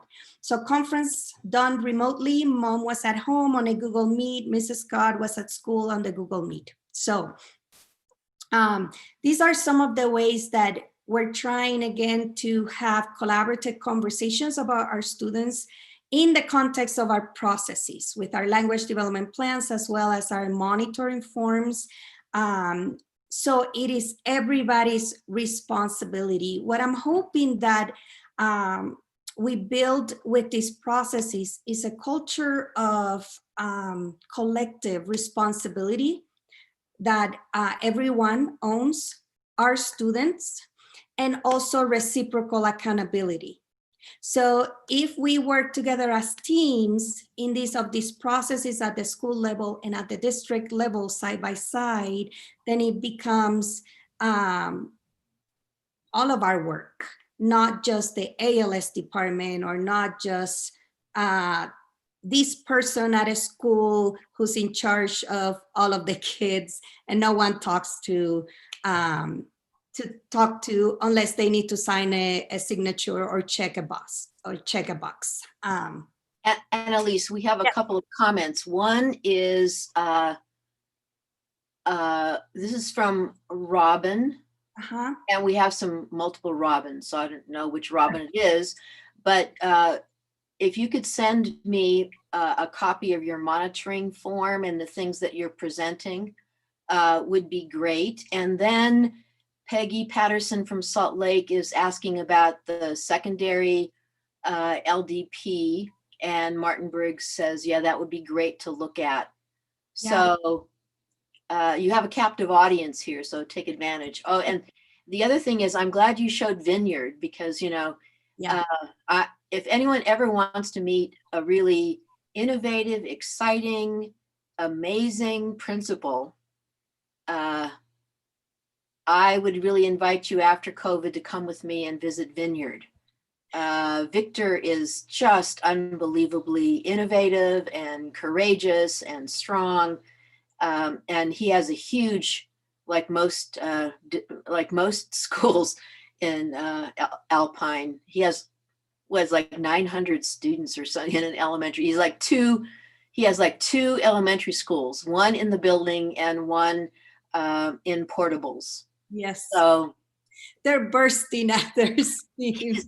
He's amazing. He's amazing. But you just eventually, you know, if you all want to visit with him, we'll have him online because he is a great, great principal.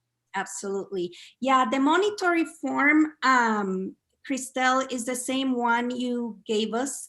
We just made it digitally on and linked it. And I'm happy to share the template for the language development plan. Great. Thank you so much, Annalise. Okay, any other questions? So let me go back here. Again, this is really, I have an amazing team and they've spent hours and hours creating these. They're very technological savvy and especially my secondary TSA, her name is Amanda Phillips. No one tried to steal her.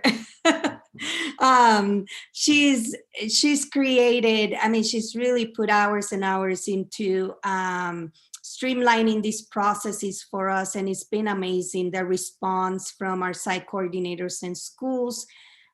We also have educational resources here, both at the elementary and secondary level, that they could quickly go to. Last spring, when we went into COVID, we created websites for our schools and our paraprofessionals, including Imagine Learning, Nearpod, Wonders. So again, creating a hub for all of our teachers and staff that are working with us to build that collective effort, collective efficacy in support of our students. I'll show you really quick what our paraprofessionals hub looks like as well. Let me go here, right here.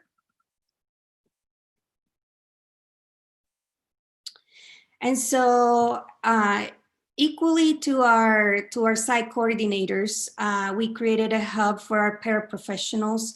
And so we have their meeting agendas, their all of their docs, our forms, educational resources and links, frequently asked questions. And so a place where they could go and access what they need to support our language learners. Go back here. Let's see. Again, in some ways, reframing the experience with COVID-19, it has really provided us an opportunity to think differently, really streamlining our process for better communication, being more effective, finding ways digitally that we could connect and reach out to everyone. And so that has been something really incredible as far as trying to be more effective during this pandemic. Now, before we go into other questions, I wanted to share a couple of things too that have given us just great opportunities to continue to expand our work. Last year, I'm so grateful for Holly Bell. She created these equity labs around the state and invited our leadership from Alpine to be part of those equity labs and looking at our data and access for AP, honors, for our students, and looking at those numbers was kind of heart-wrenching because of the lack of access and some of the inequities that are surfacing more and more every year. But that gave us an opportunity, at least in our department, to hire a new position. And so we are going to have a new specialist joining our team that will solely focus on this kind of access. So this equity specialist will work with CTE programs and the directors that are over AP and honors, and with their new equity plans that are part of AP and honors, and that funding tied to that, and partnering with universities to make sure that we have firsthand knowledge and in terms of scholarships and opportunities for our students, and working closely with our counselors to ensure that our students are afforded the same opportunities as anybody else in our district. And another great opportunity we had this year was to partner with our social emotional well-being team. And we've created a series of Canvas courses and modules that bring together SOW and equity. And so we did one for all service providers in our district, and it was very well received. And we're now developing one for our school leadership teams. And so the more we could partner with various areas in our district, the more equity will be part of the fabric of our district. And so always looking for opportunities to integrate and make sure that everyone is part of the conversation when it comes to our students learning new language, our students that are coming from refugee backgrounds, migrant backgrounds, and so forth. Any questions? Yeah, so there's a question from Thais from Ogden. She says, how did you handle sharing of data and information at the secondary level for the LDP, especially with higher volume of enrollment changes that occur in that environment? Yes, so the LDPs at the secondary level are similar to our elementary level. They are tied. That data is only shared with that school. So I'm able to click through all of the links because I'm at the district level, but each school can only access their own school. Does that make sense? And it is tied to their site coordinator and their ELD teacher. Yeah, that's great. I mean, I think that's a really important clarifying question, especially in relationship to many teachers throughout the state who don't even have access to their own EL data with individual student reports.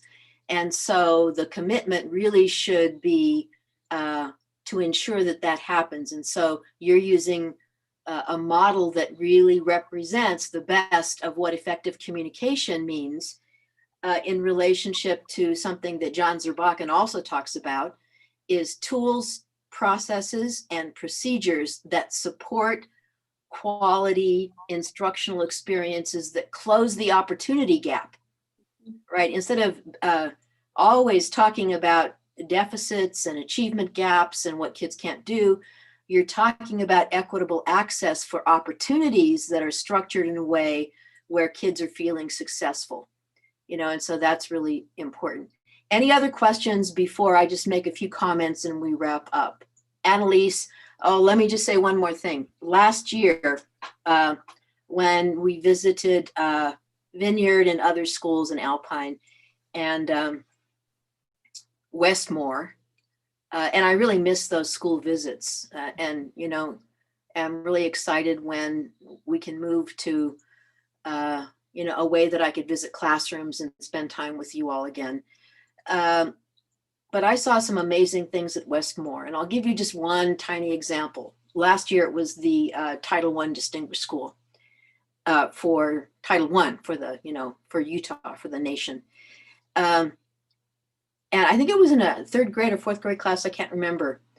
But when the students were in their small groups having conversations about a text, the parapro and the teacher and everybody and all the kids knew the difference between like a level 1 information question and a level 2 conceptual question. And, when they would be either asking questions or providing information, they would say things like, oh, when they would ask, well, what kind of question is that? You'd have a little fourth grader kid say, oh, that's a level 2 question because it's asking about ideas. So these are examples of creating flexible implementation around really challenging opportunities for kids in a safe environment to have access to rigorous ideas, right? And rigorous content and grade level content instead of, sending them off to, I don't know, whatever. And there's nothing wrong with tier 2 instruction in small groups if it's really, structured and designed with processes and procedures to really monitor the growth of students. And Annalise, you've been a great example for us. So is there anyone else who would like to say anything before I kind of close up?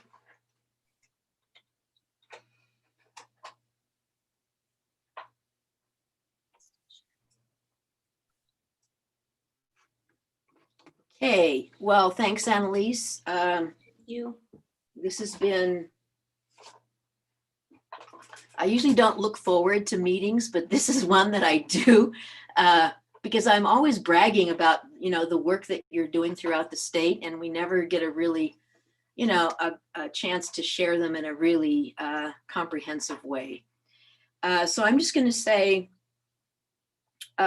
one last thing. So we've actually decided, and this is the school improvement team and Becky Donaldson and Tracy Van Deventer and the other people in federal programs and the Continuous School Improvement Initiative, that we didn't have academic results, right? But we did have WIDA. And oftentimes there's, again, which we haven't seen here at all, there's this deficit thinking about, oh, that school is a Title I school and they have poor children and, which is really unfortunate.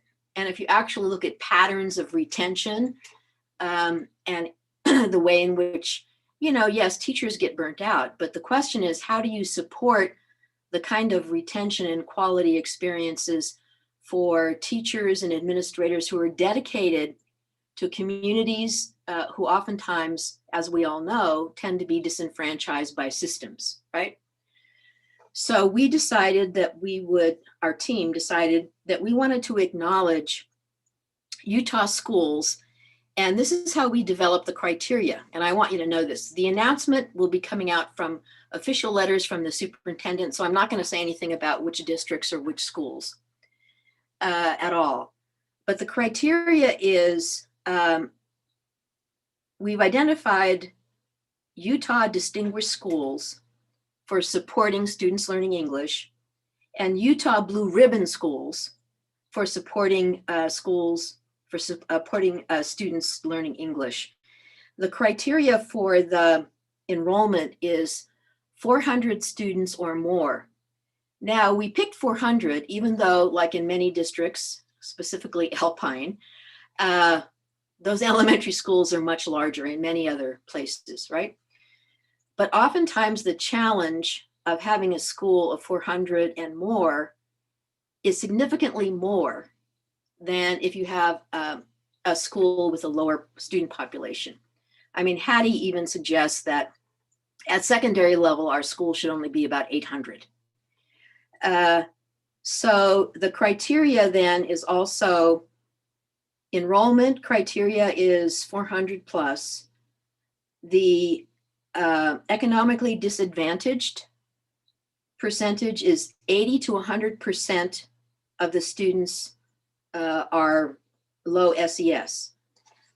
And then 40% of the student population in that school are English learners, and 40 to 60% of those students in that school who are English learners have made their annual growth goal.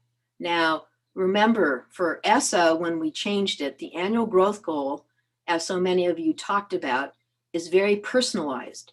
It's when each individual student enters our system, our school system, in which grade and is assessed at what English proficiency. So every single English learner in the entire state of Utah has their own individual growth goal, which, you know, we should be really proud of, because it really talks about what personalized experiences can be for students.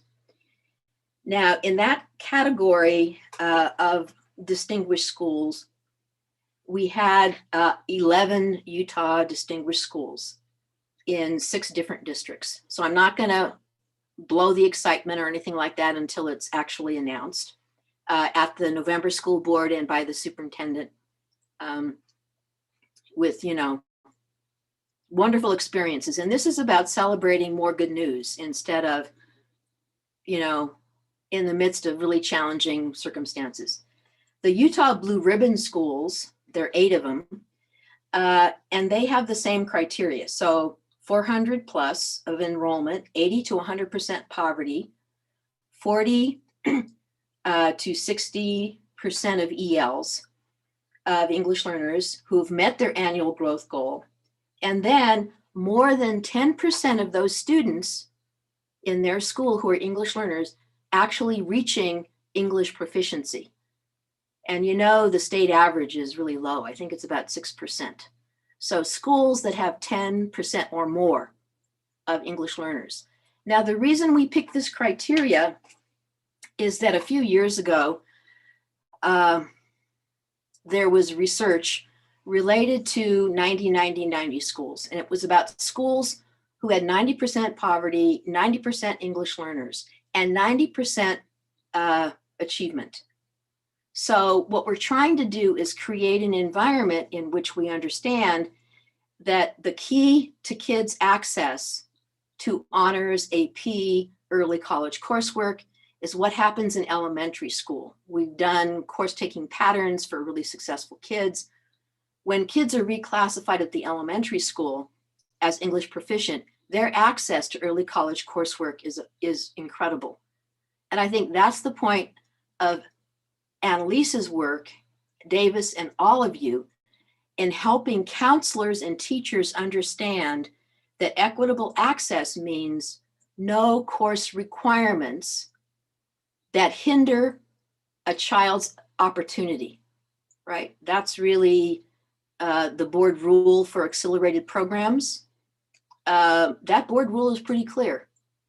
So I'm really excited that we've created and this is for elementary schools. The category for the awards and recognition for secondary schools obviously is much different because, you know, they have student populations from like 900 to 2000 and we're using a different criteria.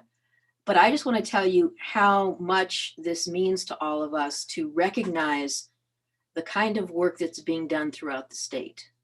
And I'll send everything that, that we've promised you. And we have people in the chat saying things like, thanks for the clarification, Annalise. I love this idea. Thank you from Charlene Louie. Annalise, for your great work. From Michelle Loveday, great job, Annalise. From Connie at Davis, thanks everyone for sharing wonderful ideas to replicate across Utah. From Tracy Evans at Park City, thank you all. Love learning about the amazing work and successful practices happening throughout the state. Hannah from IRC, thank you all. And she's actually remind me of one more last thing I want to tell you.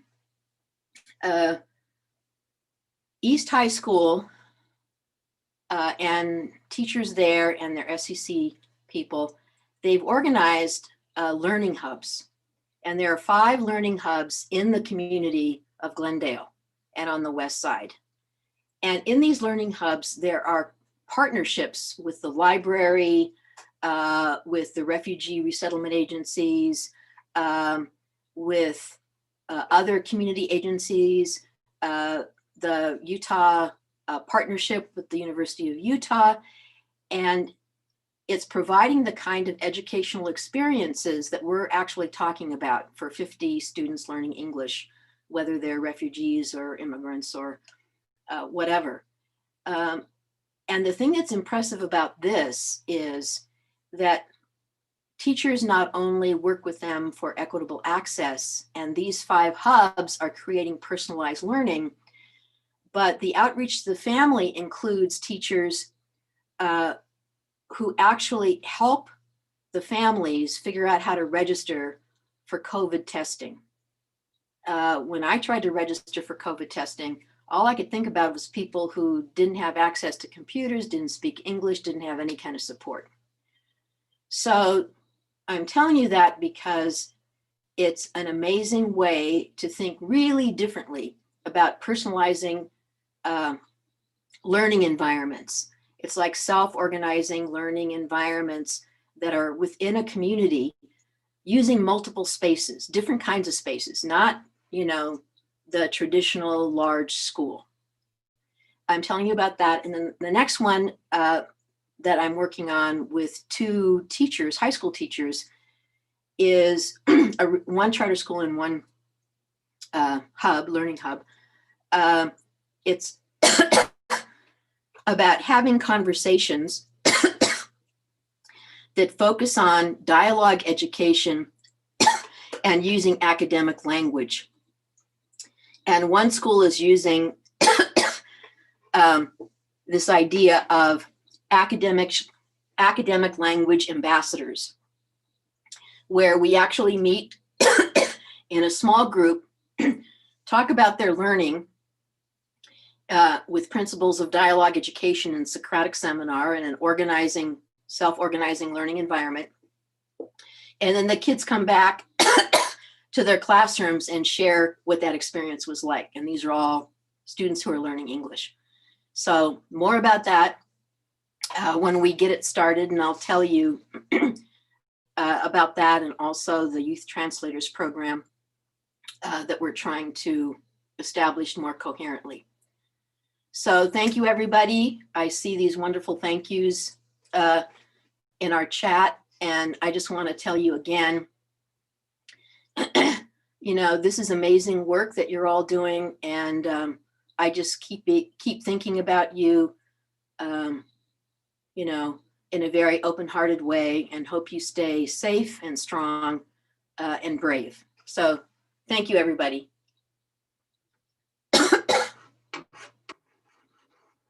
Thanks, Christelle. You're welcome. Thank you. Bye to everybody. Bye, everyone. Take care.